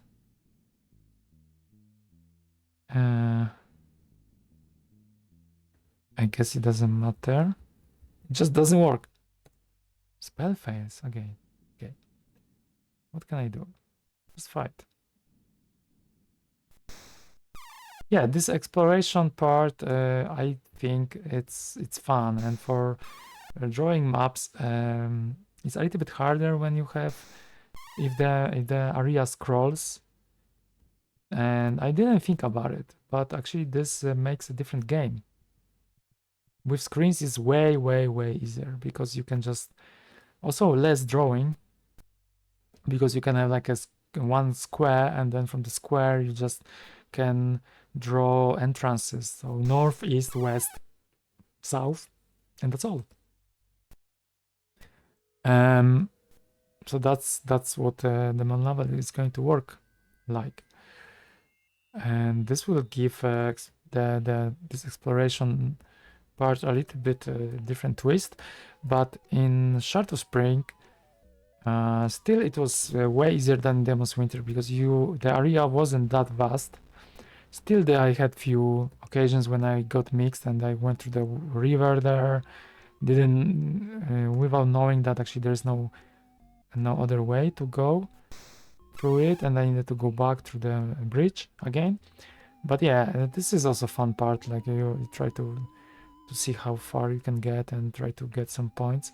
One actually thing now I remember was that trying to get this how was it called? Hideout, I think. Rebels hideout, I think that was how it was called. Because that was in the mountains next to Terrinor. And this one I found really hard to find. And there was only one clue, which was not really useful. And yeah, it was really hard to get through it. And there was another place that was this. That was actually the one I wanted to talk about, the Edrin's hideout. Yeah, this one was the one. I just missed it by some way. I went around, I noticed, I remember once I've seen this place somewhere, but I was too afraid to get inside, especially that I was really weak. So what I did, I just put somewhere on the map, like, oh, somewhere there is like some place. But I didn't know where. And that was really funny because I just overlook it next time, and one session, I think in one episode, I tried to get to this place like for 2 hours, just going back and forth in this area, and I still didn't find it. And then only later I checked some walkthrough because I got a little bit puzzled, and then was like, oh, it's there. And then I cheated a little bit. I look a little bit on the walkthroughs, I have to say, but not too much. And then yeah, this is how I found that. Oh, I was just going in circles around this place. Oh, I should use this fury stuff. I forgot. So yeah, that exploration bit was funny because when the map scrolls, it's sometimes really hard to still do the steps, and I think it's always you always have to do it. And then I think later on in the game, I always counted the steps because otherwise you can get really on the open area. In the open areas, you can get lost very fast. And if you see some places around, yeah, you don't know how far sometimes they are in relation to the places you know, to the cities you know, or to shapes of the river, what you name it, something you know. So yeah, in the scrolling, when you have a game when you have to scroll, and that's most of the RPGs, like not probably all of the RPGs. And then this is different experience for drawing maps. So I have to take this into consideration while working on my level, because I think it's going to be just simpler to draw. So I will really encourage players just to try. Okay. I would like to try this fury stuff. Fury stuff. Okay, as I said, this kills a character immediately, but of course the chance of killing it's very small. That was the giant snake. So I just put this note just in case that it's maybe something that doesn't work against undead. Hard to say. Probably only when I see a comment, the description saying like my prayers were not heard or something like that, then I can tell 100% that this is the spell would work, but not on this type of an opponent. In this case, if it says the spell fails, yeah, I don't have any evidence that it wouldn't work on this character, on this type of character. Okay, so I know what this Fury stuff does. It costs 570 pieces of gold, and it's looking at these how often it works. I don't think it's worth a penny. So that was the exploration part, and I think I have two things more. So one is about leveling.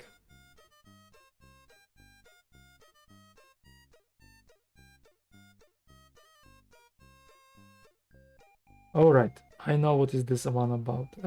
It's about leveling up, because the thing is that the leveling is the same for every character, because you've got the same level of experience and the same amount of points of experience, I mean, and the levels for each player are the same. So what I found about it is that would be maybe more interesting to have a situation when you can have every character in your party just to level up at a different time, because that will give some more motion. And here I know that for all characters I have to wait, and this makes this game a little bit dull. So I really don't like it. By the way, the game's stuck actually. I hope it's going to work, otherwise I have to restart the emulator. So yeah, for this one I would like something like this. And I was just about to go inside this place where this guy was there last time. Okay, so that was the second last item, I think.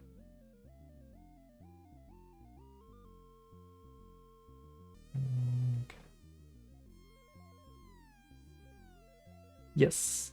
So the very last, I have to restart, I think, the game.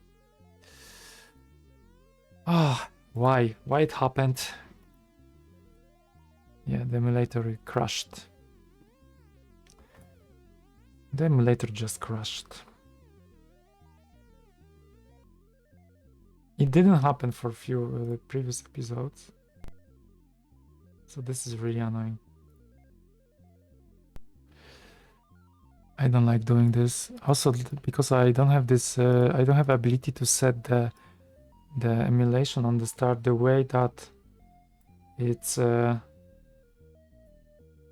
opening the screen correctly and so on and so on. So I have to, each time I have to adjust this. I tried few settings in CCS64 because this is the emulator of my choice, but it just doesn't work as expected. Why I use this emulator instead of Vice is that I found it actually working slightly better, and for Demon's Winter that was actually a crucial thing, because for Demon's Winter it was corrupting my save, so that was really crazy. I had a lot of frustration because of that in one of the episodes of Demon's Winter.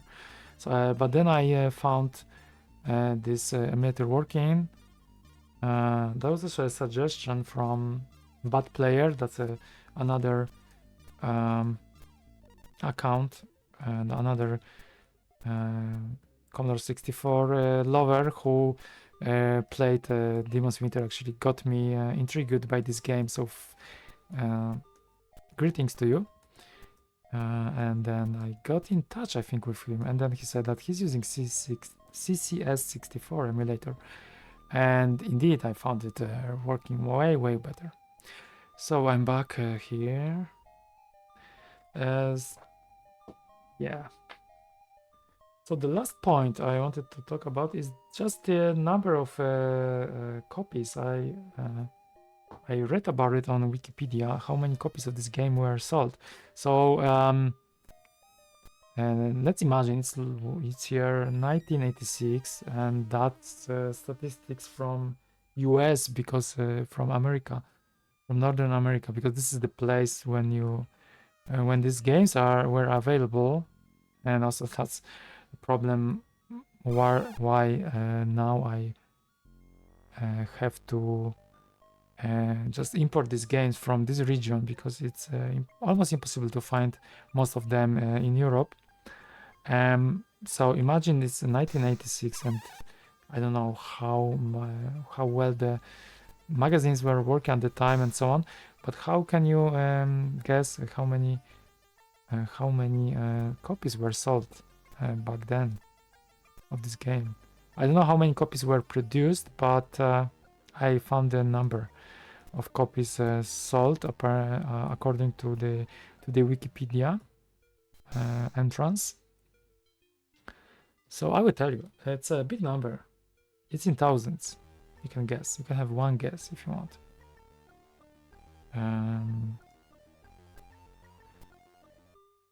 Yeah, maybe you were correct. I didn't hear you well though. So the number is 11,942 copies. 11942. That's almost 1,200 of copies sold.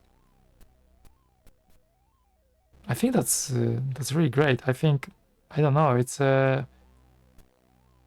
nothing you can compare for nowadays situation, but I just found it interesting.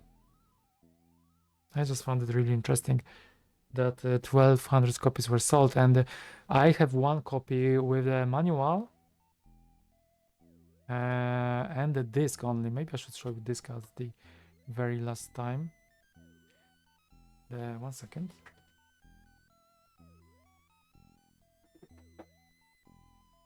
Because I might get another copy with the box, so unfortunately not for these episodes of playing the game itself, but I was not able to find this game for a while. But maybe for the next episodes, I put it into some sort of protective. Let me put more light, some protective foil, but you can see it's original disc. I preserve it, and I also have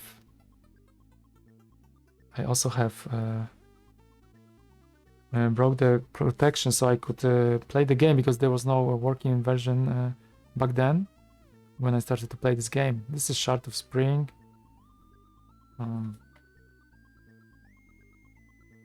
Disc. There's only one disc, two sides, side A and then side B, and then you have to have a character disc for this game. This is 1986. I don't know if I told you before 1984. No, hopefully not. This is 1986 when this game was published. So this is crazy. This is crazy when you think about it. 1,200 copies, and I'm going to have two of them. And it's not a very common game. The only thing is that I don't know if this, when I say that loudly, I don't know if this is the amount of copies for Commodore 64 or for all platforms. I guess it's for all platforms. That's the kind of instruction loading special instructions for Commodore 64. I guess each copy got different version. This one has this kind of Commodore 64 in the left top corner. I guess that was for all platforms, right? So There was Apple version, DOS version, and so on. And as the bonus, I'm going to show you the very last thing. Here, I'm going to show you a few screenshots from other versions. Okay, so finally I got here. Let's save. Hopefully my emulator is not going to crash again, but I wonder if I can do anything with this person which was just staying over here. That would be, I think, probably the last thing I could try today. No, it's not. I don't think I can do anything with this character. Is there any magic I can use? Maybe I can cast this spell, which I used to open the gate. And that's actually, I didn't think about it before. Does a Reveille? No, it doesn't do anything. So yeah, I don't know, really. If there is anything I can do with this character. I was expecting this to happen. Maybe I can cast something, but trying to think loud what sort of spell it would be. I don't have this kind of spells. I can also try to use all the items I have. But yeah, it looks like I have no choice. I mean, it's not going to change anything.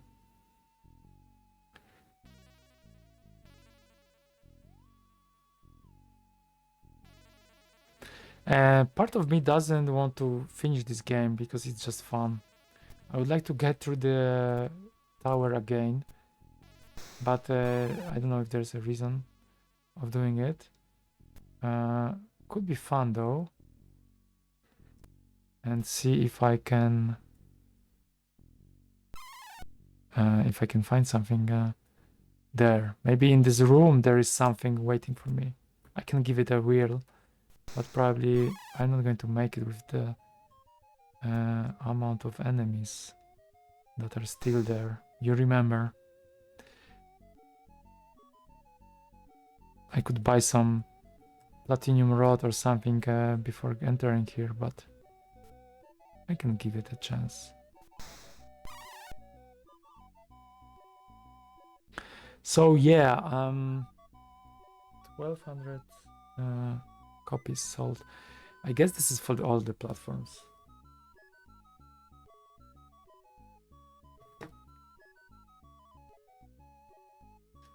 Which makes kind of decent number anyway for 1986. But I have nothing to compare with. This is an RPG game. And back then they were just games for real hardcore players. No, that was not a casual thing at all. Only for computer mad people.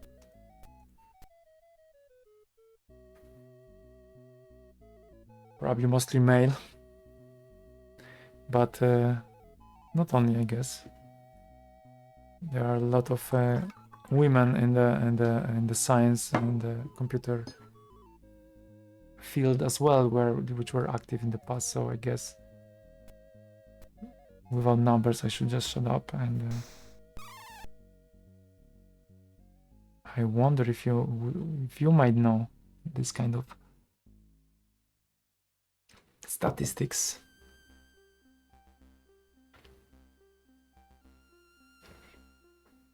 Okay, this Dispelander didn't really work well. Let's try to kill them then the very traditional way, with a sword.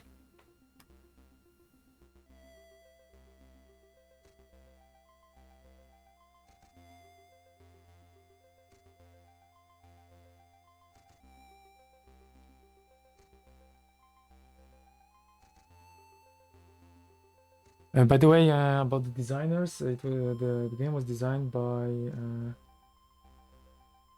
Craig Roth and David Stark.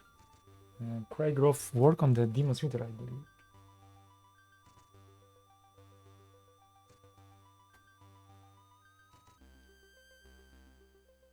Also David Stark, actually.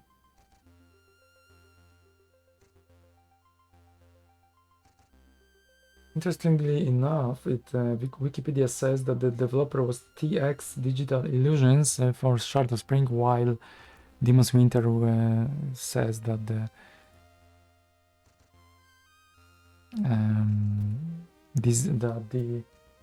developer was SSI. So I don't know if they joined forces of SSI or something like that. But that's interesting.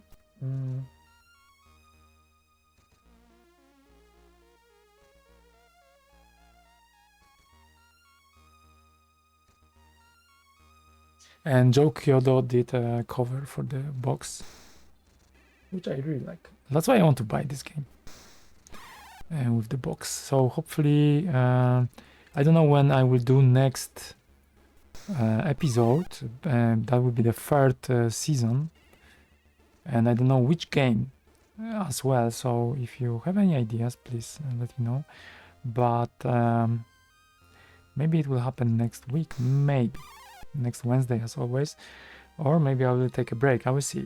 But in the next season, probably I'm going to show you this box. Hopefully, if I got it.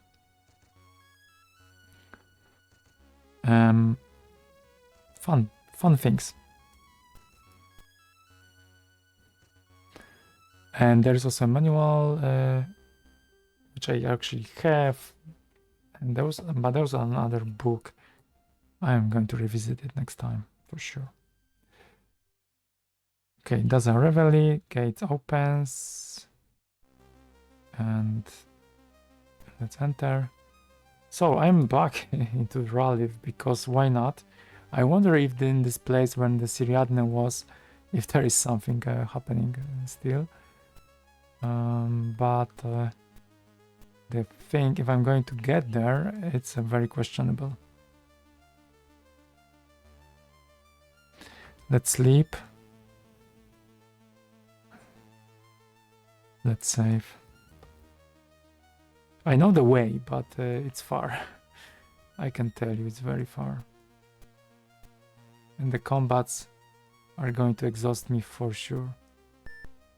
And I don't have good items anymore. Would be nice if this tower is completely... Yeah, this is what I want to say. If this tower would be completely free of all the nasties, because I just killed the Siriadne, but that's not the case. Okay, so this is going to be a tough combat. Wings on Archmage. Steel Air breaks free, okay. Fun times. Oh, what this wizard is doing.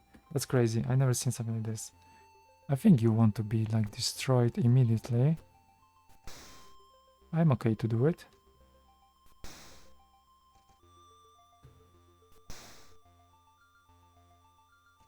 Okay.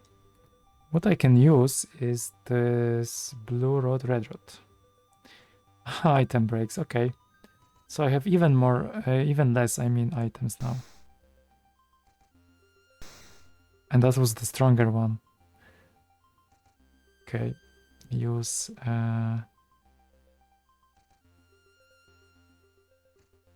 Fury stuff because I can also breaks. Cool, very cool. Archmage dice, okay, at least it was useful to the very end. Maybe actually I should go after another character.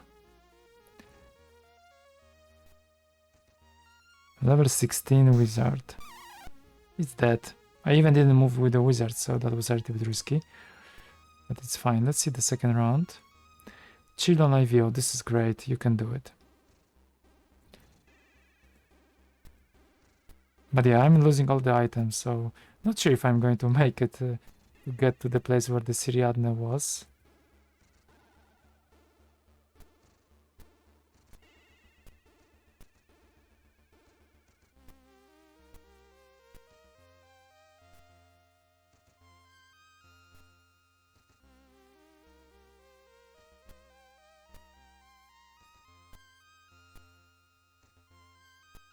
And in the end, I'm going to show you also the few screenshots from other games with a few comments.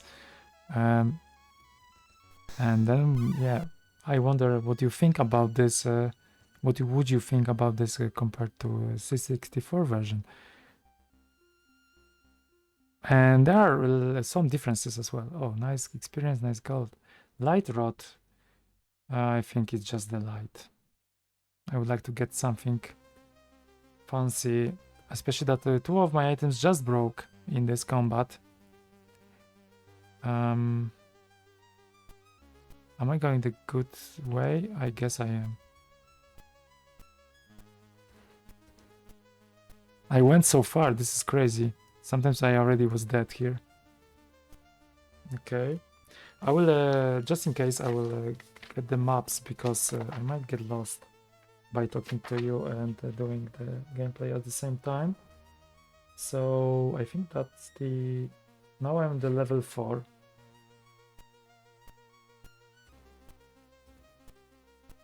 I'm trying to speed up really, but some combats they really can kill me immediately, so hopefully it's not going to be the case. Level 5. I need to get through the art gallery and go around, which is very, very far.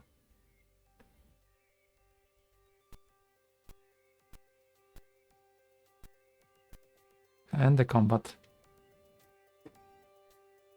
Okay, so I have fire demons. This is what I don't like.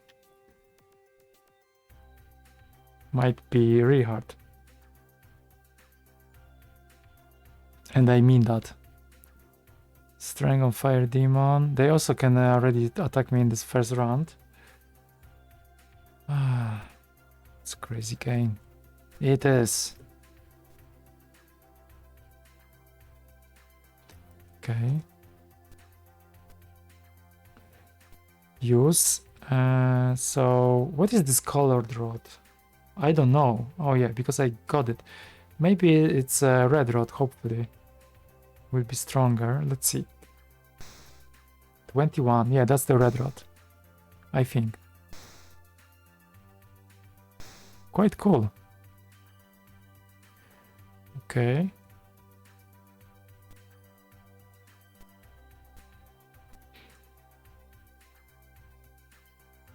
Let's use this platinum rod. This one got strength, so let's try to kill him first. Ah, that was good. 3 of them only. Iriad is dead. Okay, this is not a good start. And Iriad had this nice weapon, so that sucks a lot.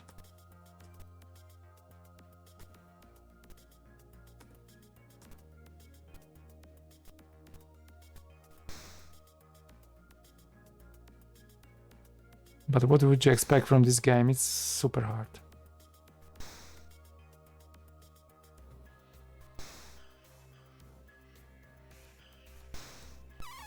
Okay, 2 gargoyle. There was a gargoyle actually. Okay, I still have a lot of work to do.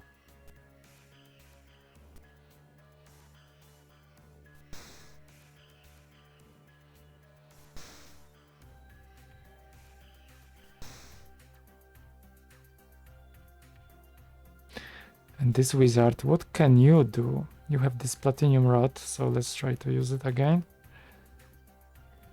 Hopefully. Yes, at least this works. Okay, I would say that platinum rod is the most efficient weapon. I think I should put a note to future me.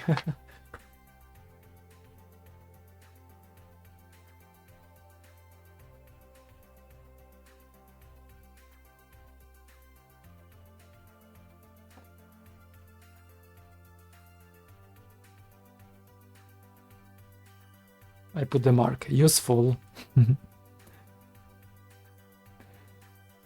Okay, I need to resurrect the area, that's the only problem. And for this one, it would be nice to have some items.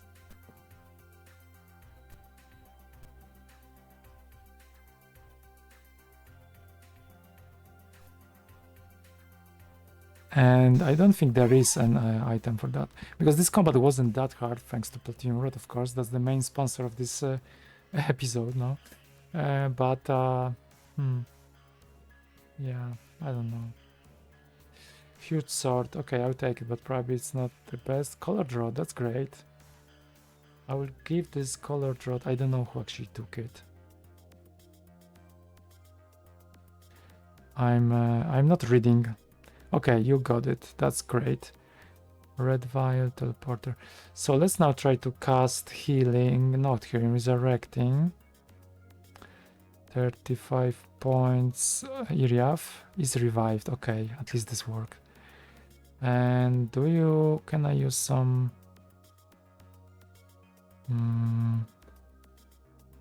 staff soul? Yes, this is what I need for Iriaf. 10 pointers.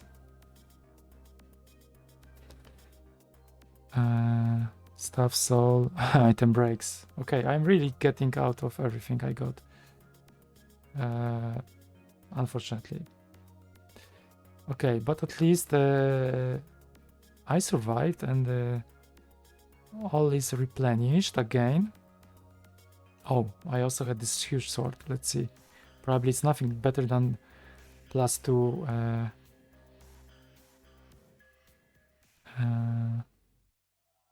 Who has it? Huge sword. Trade this huge sword to Iriaf, and now identify huge sword. G. Sword +2, okay. So I have to drop it because I already have swords like that. This is sword +2, Oli, sword +2, and IVO has a axe. Yeah, I didn't see axe +2. That would be nice to see. So sword +2 dropping, and then one thing I wanted to check. Iriaf, please tell me, my friend, what you have colored rod. Okay, you have a colored rod and heavy rod. And what the heavy rod does is the strength. So this is also cool. Okay, I am feeling better, but still not sure if I can make it. So going through the art gallery. Now going on the level 5th. This place is less scary, of course, but it's still almost something you almost cannot do combat. And okay, this is good. This is really good. I can fight against them. I want this only. Is anyone healed in my team? Because there is a pool next to this place. I will check later. But I guess I should survive this combat without big issues. Let's see if I can dispel undead. Ignores. And okay, I have only one to fight against. I should move this wizard, then I wouldn't lose a point of moving around here, but it's okay.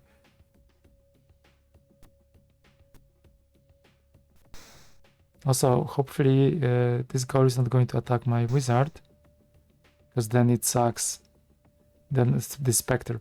Okay, I thought sometimes I'm doing the mistakes, like strategical mistakes, but that's fine. It happens to everyone. Nobody's perfect. Okay, I'm really hyped that I can get back to the Siriadne's place. That would be really cool if I can make it. Otherwise, if not, I think I will reload the game and I will push further anyway, because I already finished the game. I now just want to check what's there. Am I going to fight Siriadne again?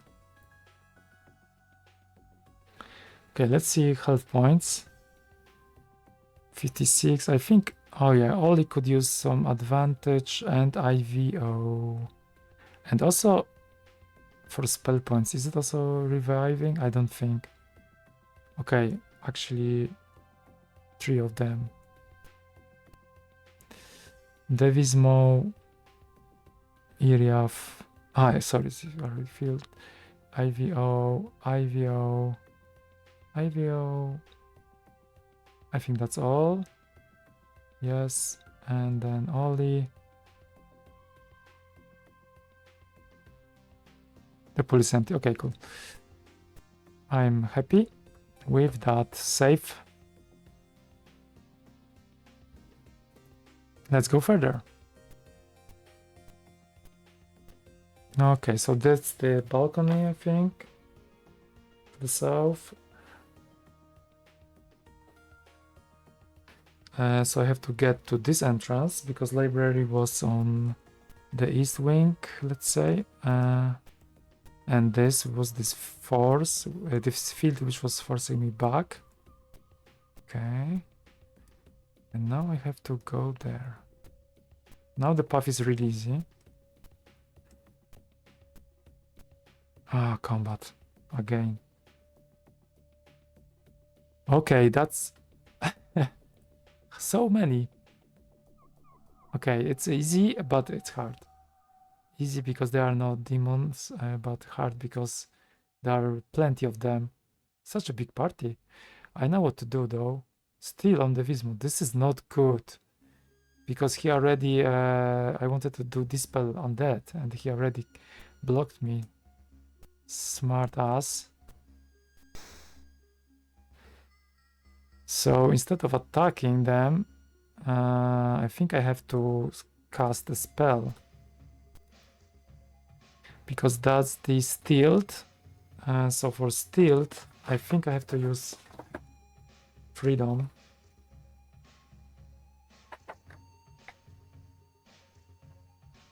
They were really smart.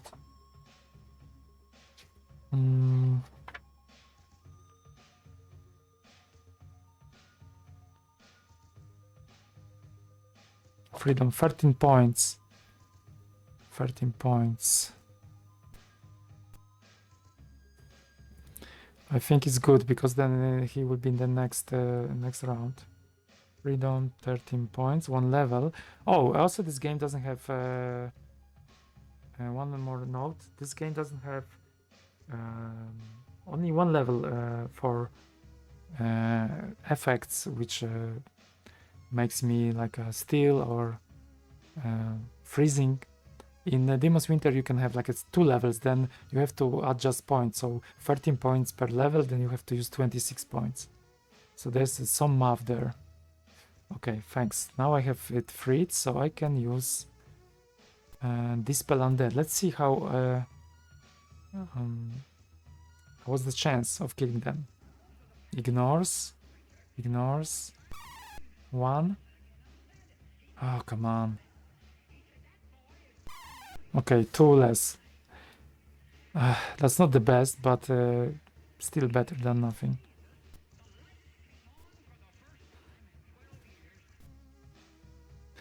Okay, it's not good, but not bad either.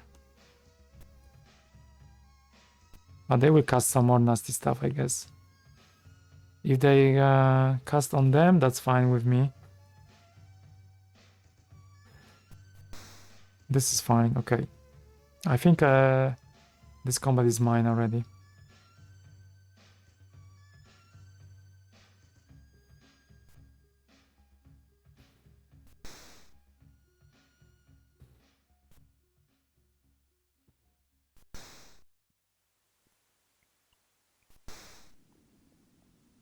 Still alive. Okay, use colored rod. Because I can. And here.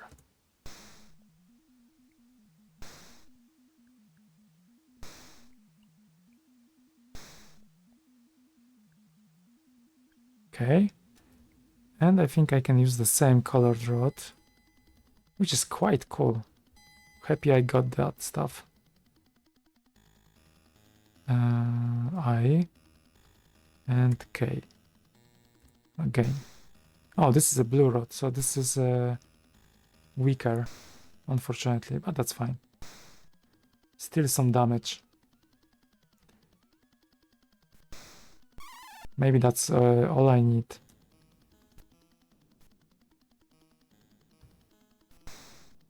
Nice. Yeah, this is really useful. Okay, I feel it's more fun now. Yes. Ah, misses. Okay.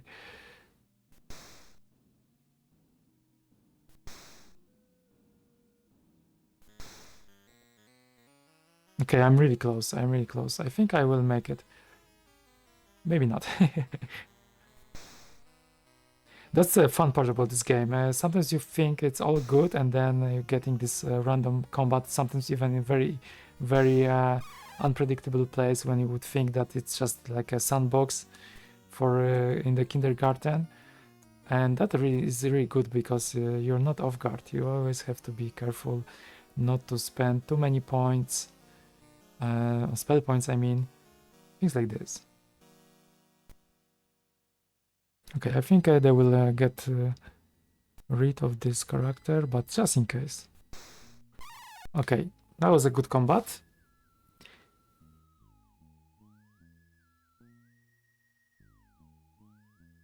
Good experience, 218 points. 1,400 pieces of gold. Okay, save, save, save. Going down. Going up, actually, because I'm in the tower. Okay, so far so good. Of course, I have less spell points, but it's quite okay, actually. F8, okay, this is the entrance, which I marked as F8. And this goes to this one. This is level 7. I have so many levels to go. That's crazy. Now this is another pages which are somewhere else. Yes, okay. So from here, oh my god, I have to go around in the circles. Only there will be like a shortcut. There's another balcony. Ah, another combat. I'm so close. Oh, this is great. Death others. That's great. Maybe they can poison me. Nothing poisoned me in this game, so there needs to be this moment. Okay, I guess I will kill them immediately. This is really funny, actually. Never had such easy opponent on this level. That's a good sign. Still, I have to be careful, of course. But what wrong could happen? What could go wrong, right? Okay, I'm so excited about this game that I finish it. And I still enjoy it. So I will try to get to this place where Siriadne was there and see if I have another combat, or maybe I can find something else there, just for fun. I hope I don't have to fight against Siriadne again.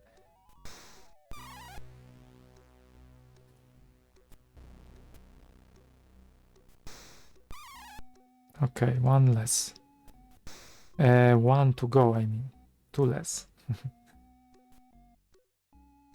Alright. And the winner is... Come on. Don't keep me like this.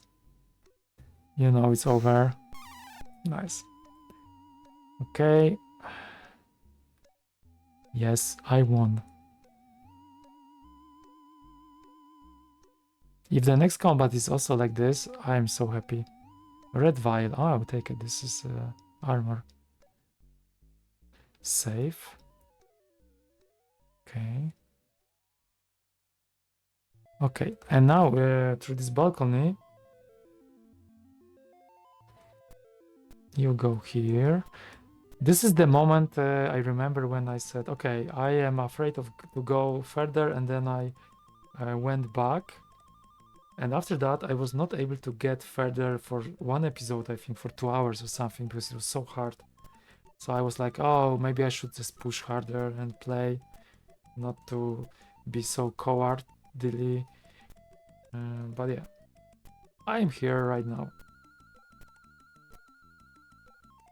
Okay, I think there's a camp. No, that's a fight.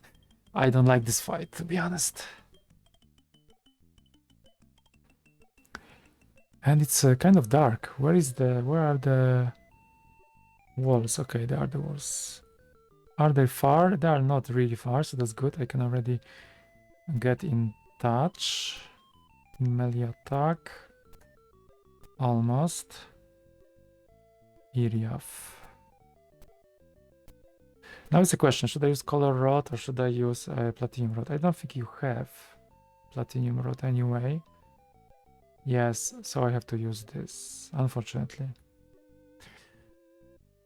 Okay, oh, I moved too close. That's a boomer. I cannot hit one of them. That's fine, but yeah, I wanted to get in touch. That's a little bit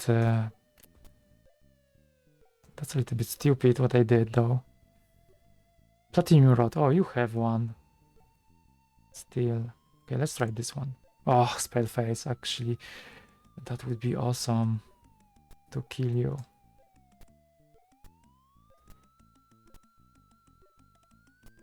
Oops. Okay, I cannot use mass spell anymore because it's just too crowded. What I could do though is to move my character slightly up so then everyone's on the same line. I have to do something like this. Weaken on IVO. This is not good. Ah, they started to do these nasty things. So attack first, of course, and then I should move up. Okay, I need few points. So 1, 2. This is risky though, but let's try. Ah, mass spell. Blue rod, colored rod. Item breaks, not good. I can do here, right? 22, 21. And you try to use this platinum rod, which is the best. Yes, very good. But very, very good.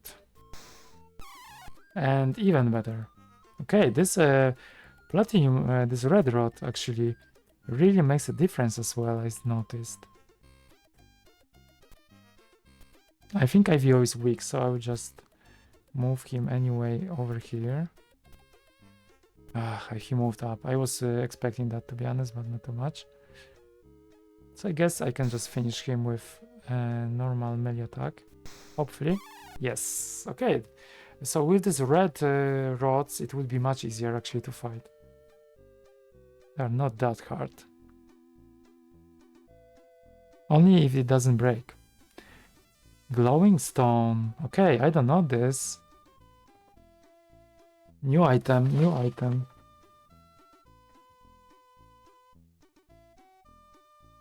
Glowing stone. Okay, safe, because this is crazy.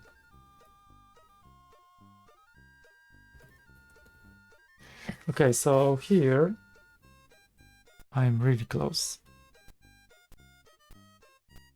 Few steps. And here there was this dragon I killed. Here I have to do this gemstone setup. Okay. And you float up through the ceiling. There is no way down. Okay, I'm on the very very top, I mean, of the tower. And I have this glowing stone. Glowing stone, I think it's just the light. Let's see. Can I use it? Can I identify it? Who has it? First thing, it's always you, IVO. Why is it the case? Okay, Iriaf, please try to see. You use that skill today. And I don't think Devismo has the skill. Weapon lore only. Okay, so I cannot use it. I cannot identify it. How far? Oh, I think I can go to sleep. Yeah, exactly. And then I can identify it. It's Elfin Gem. I love this one. This is Elfin Gem. And this is nice because this one gives... What was it? Gives power. Okay. I will just save again, just in case.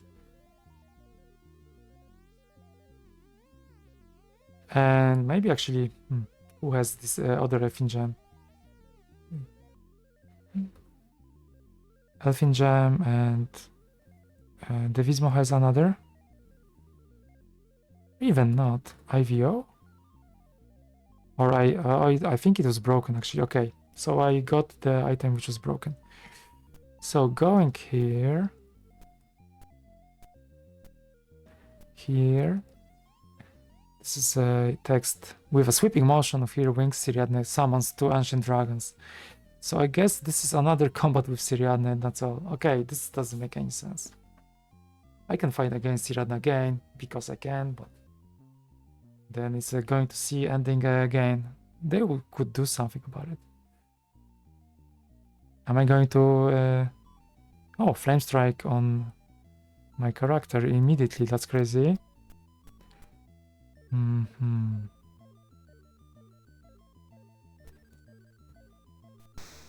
The last combat wasn't that great, to be honest, so I wonder if this time I can make it better. Okay. Why this dragon went here, I don't know. What can you do? Use Elfin Gem, Heavy Rod, Blue Rod.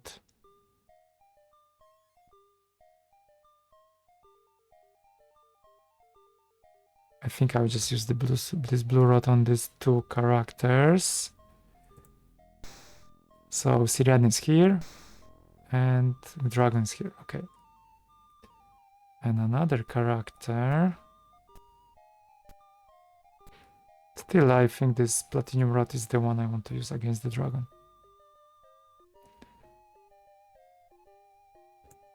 Spell fails.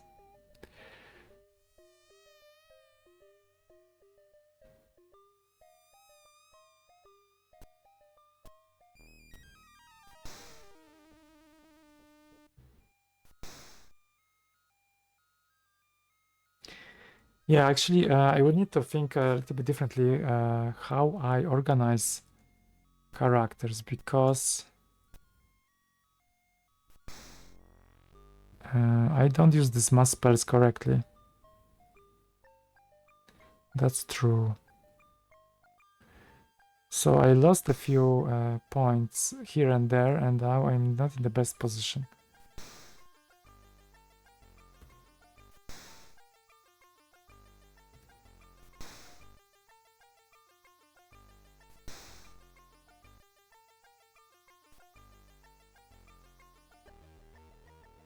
For example, now I cannot use really this mass spell. I mean, I can, but it's not really useful. Still, I can try, right?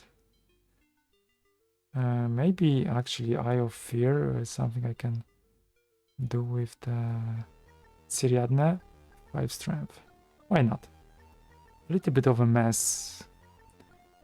Platinum Rod, let's see if I can use it, for example, against this character. Actually, this character got more steel. I don't know. Doesn't matter. Clumsiness. That's not good. But still goes quite well. Until now. Yes. Clumsiness. Speed potion. On Sir Barton, I guess. It's a nice thing to do.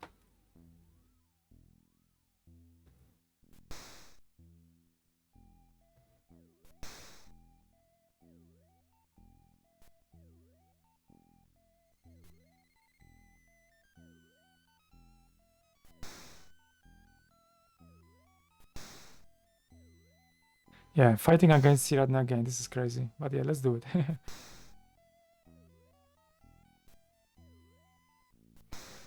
How can you kill Siriadne forever? She should be dead already.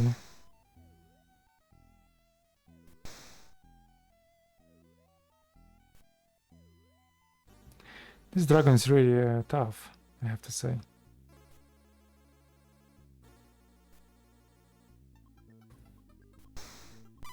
Okay, but it's dead.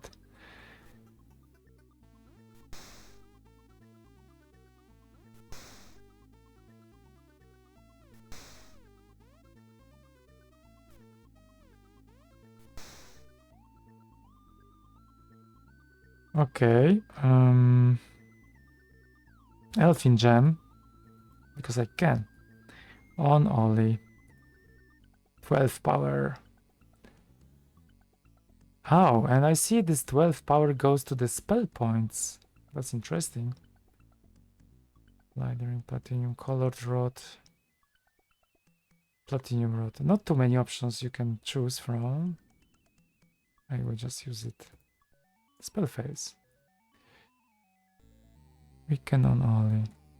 So the spell points went there. That's interesting. The power.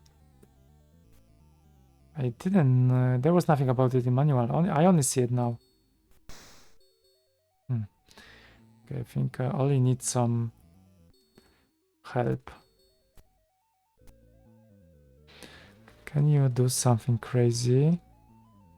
Crazy good? No.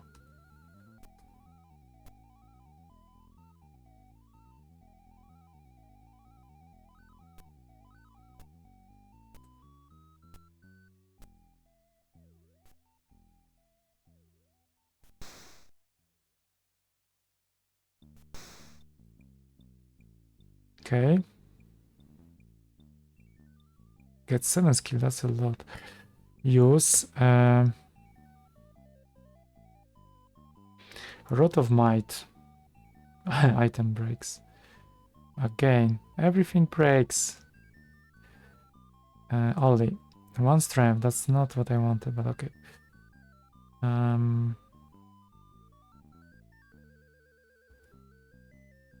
Let's try to. Yeah, it's not good, but it's okay. At least 8 points.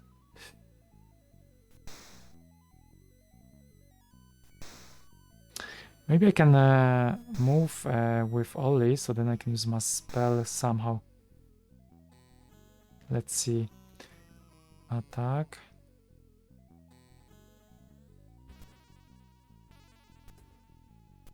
Something like this, let's say. It's not easy to readjust. I am not used to use this mass spells too much, so I would need to think about the strategy.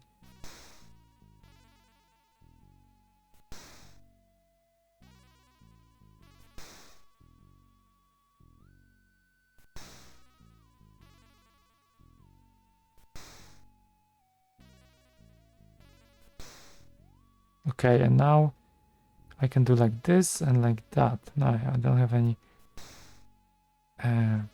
space to move back, but that's okay. Ollie is still fine, but yeah, get some hits.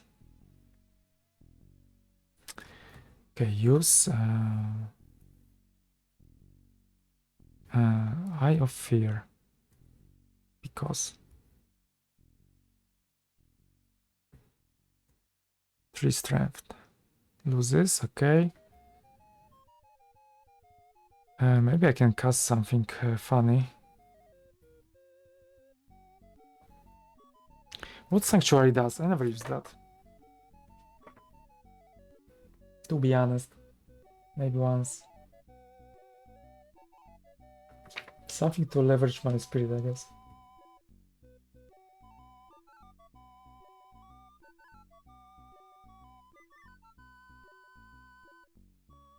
An Aura of Peace works as a protective spell. Okay. Why not? 10 pointer. On Ollie, right? This is not really useful description, but let's see. Armor. Okay, so actually I had armor. But I think armor is better than the sanctuary. But yeah, it's good to have an armor, I guess.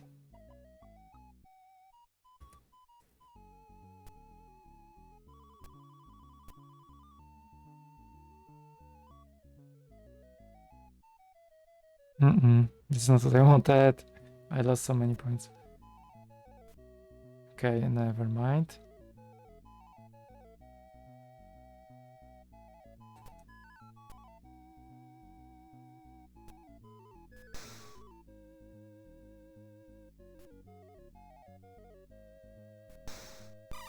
Oh, it's quicker than I thought.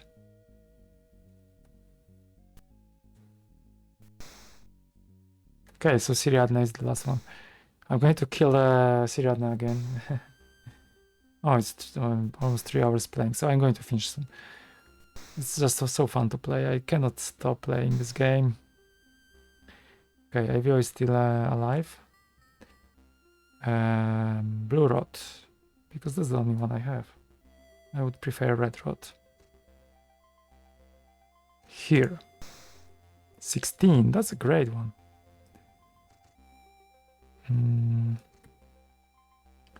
Colored rod. Magic! I should use these rods more often in the past. It's so fun. You just need to be careful because now... Okay, let's finish. I hope it's enough.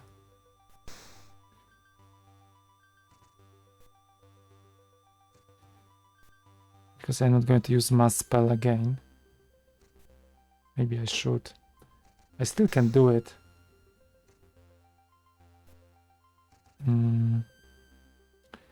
Let's heal himself slightly, 11 points.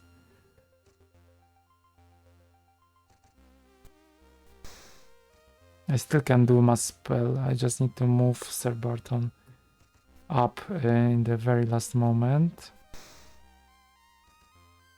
So one more. 7, okay. And now I just go here.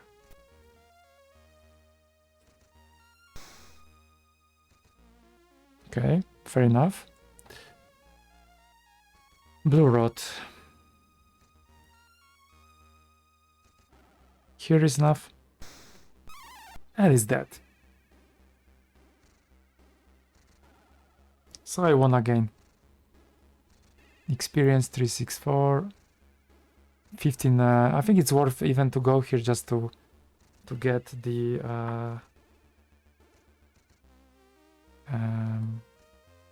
get these items and this gold.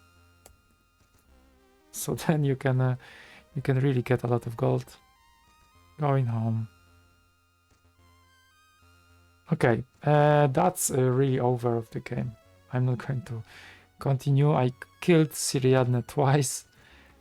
That's enough for today and for this game. And the last thing I wanted to show you is the different how it looks. The game looks on different platforms. So just the experience 35,473, Oli 35,330, IVO 35339, IRIAF 34577, and Division 35494. And I have 43,573 pieces of gold, and only 2,000 points are needed for the next level, but I'm not going to continue on this game because I just finished it. So that was a great game. I'm going just to show you now different versions and tell you a few things about it. Because this game is available also not only for Commodore 64 but for other games. So let's jump into this part. So this is the first thing. This is Apple IIe version, and this is the it looks of course a little bit better on the original monitor, CRT monitor, but this is how it looks on the screenshot. So this is the title screen. A role-playing game designed by Craig Roth and David Stark, 1986, as well as a Commodore 64 version. I guess all of the versions were released at the same in the same year. Strategic Simulations Incorporated. So This one says to insert the disc or hit A to alternate character set. Gothic or normal. Okay, there are two options. I don't know what is this about. That's interesting. And there's a version 1.1, and there's a big the dragon, and there's a shard of spring on this column. So this also should give you a hint that the Siriadne is actually kind of a dragon, right?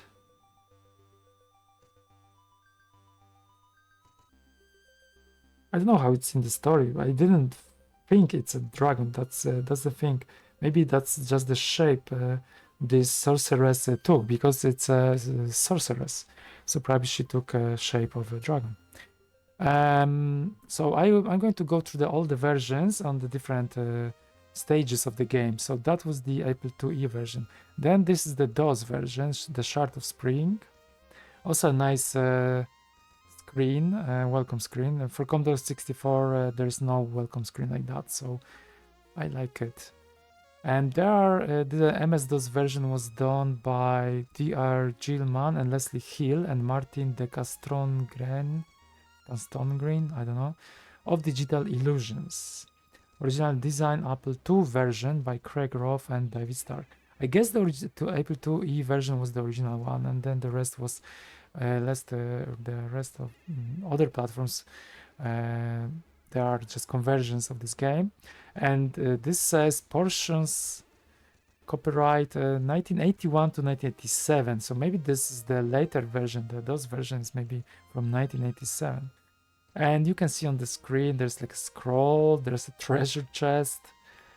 And in this game there are no treasure chests, but yeah, that's fine. And some gem or kind of talisman and the sword. I like the font. So this is the MS-DOS version. And now let's go back to the second part, which is the overworld. So this is the Apple IIe version. So as you see, it's a little bit hard to read, but I guess it's much better on the original CRT monitor.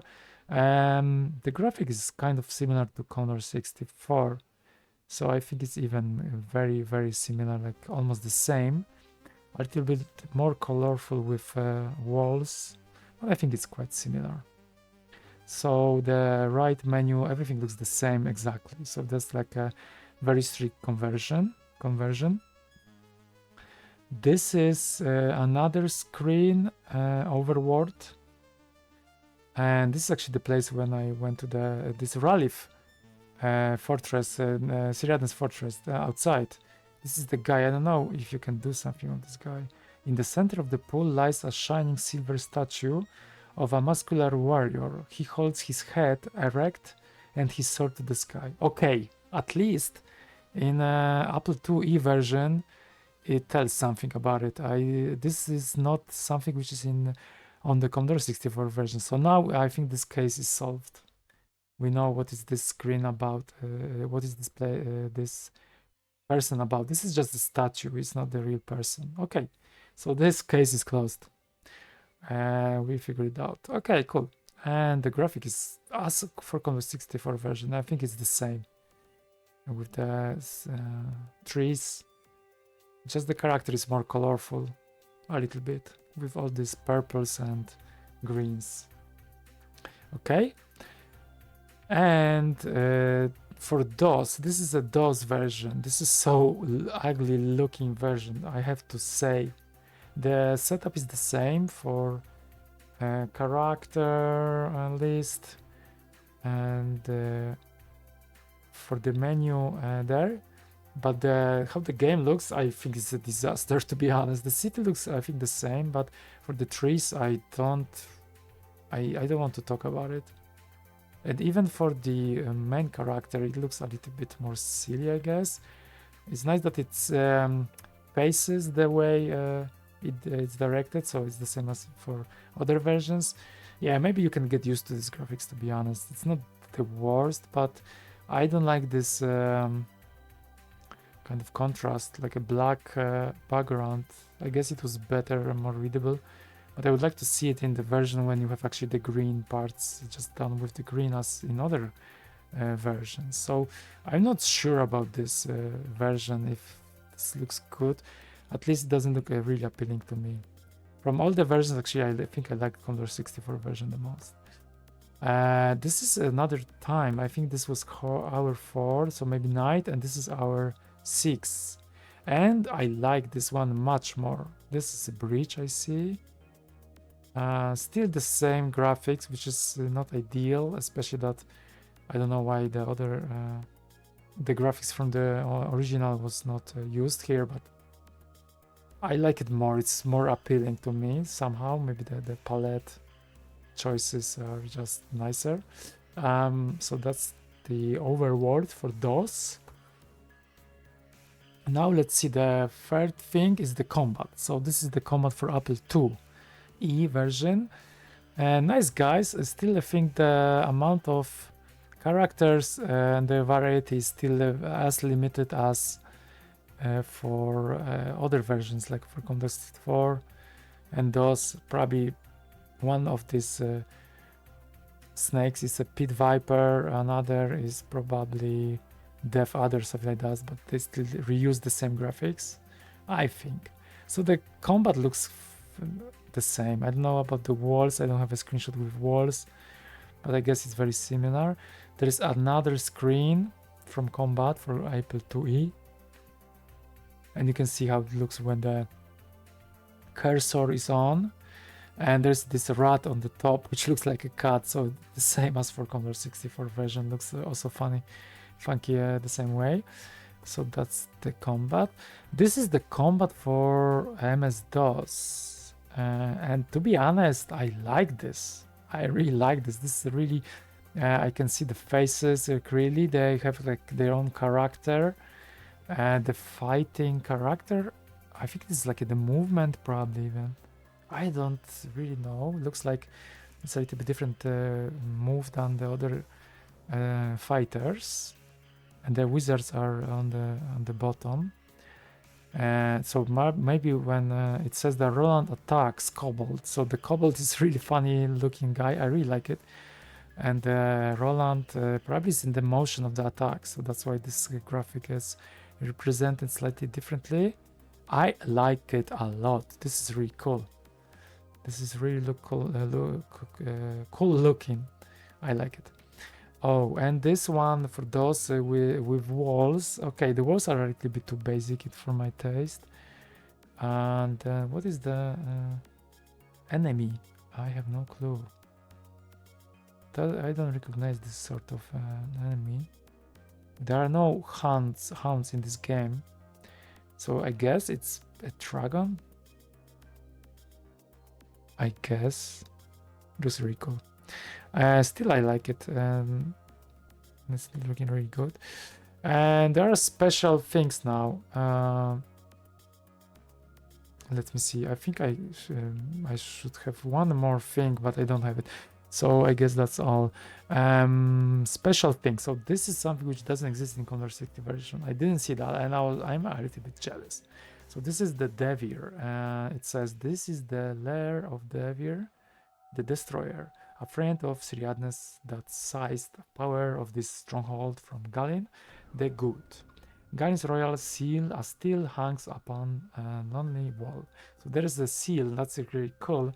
It's represented and represented well, and that the axe. Maybe the guy itself looks a little bit silly, like someone drew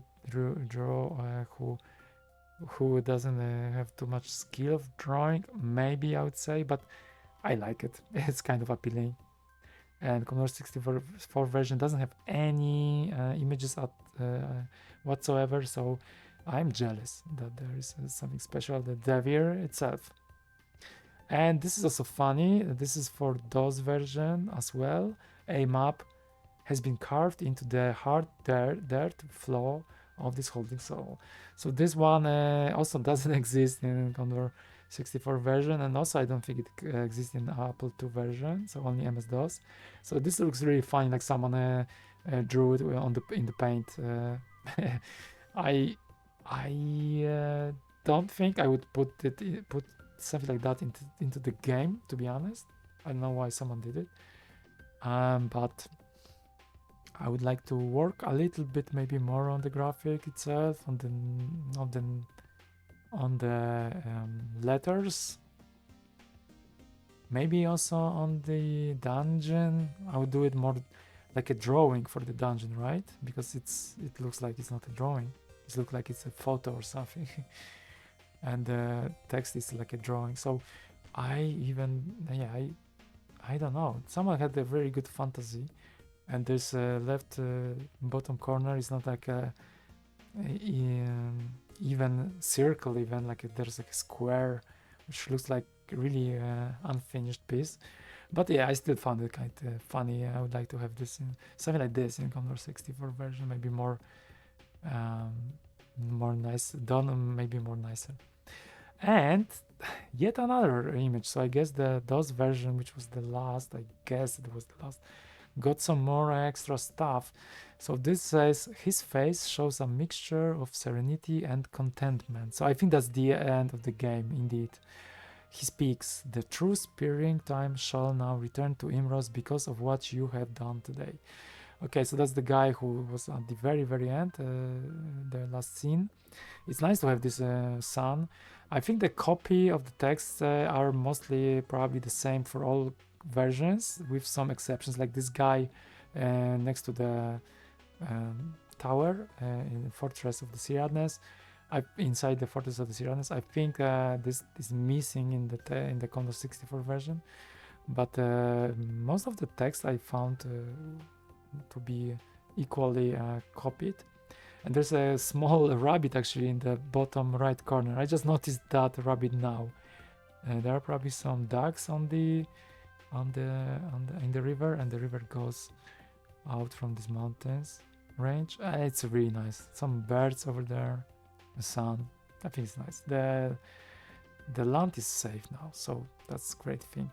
And someone got 19,000 pieces of gold at the end of the game. So I think I had like 14. So kind of similar experience, I guess. But one person was dead from one character was dead from this game, and all spell points used mostly. So that was probably a very hard fight. And yes, this is the Commodore 64 version. That's the very, very last thing, which I did a screenshot of this. And this is a funny one because that was the bug I found in this game. And that sometimes when you're, especially on Islanda, you have this very narrow ways, and then it might happen that part of your party is somewhere else. I think this is even not my screenshot, to be honest. I think I did different screenshots. Yes, of course it's not mine because it's not my team. I see now. So I never had this situation. I had the situation that my party was on the water, and then the other party was not able to reach me.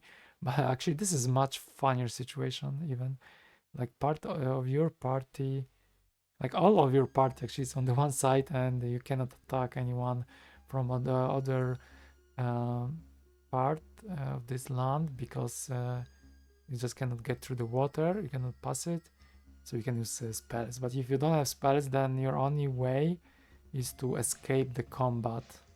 But if someone will from the other party will, the enemy's party will steal your opponent, your character, I mean, you don't have any choice. You have to reload the game, I guess, if you cannot save the situation with any spells like freedom spell. So I found this funny. So yeah, with all the drawings, I like this in MS-DOS, especially the dagger is funny. Yeah, this looks kind of interesting. And then yeah, we noticed this one, what it does. So yeah, it's nice to have this title screen as well. Why Commodore 64 is missing it? I cannot really stand it. It's not nice. So yeah, that was my extra stuff I wanted to show you today. I fought against Siriadne twice, and it was fun to play. Thank you for watching, and I don't know what I'm going to play in the next season. Please let me know what you think. And until now, going to get more games for Commodore 64. So see you in the next season, and hope you had a good time. And yeah, if you have anything, any suggestions how I could improve it, let me know. But I'm going probably to go to play in the same format with drawing maps and having just fun, as it's 1980s for all that games. Mostly for Commodore 64, I guess, right? It's fun. So thank you once again, and have a nice day or nice evening. See you. Bye.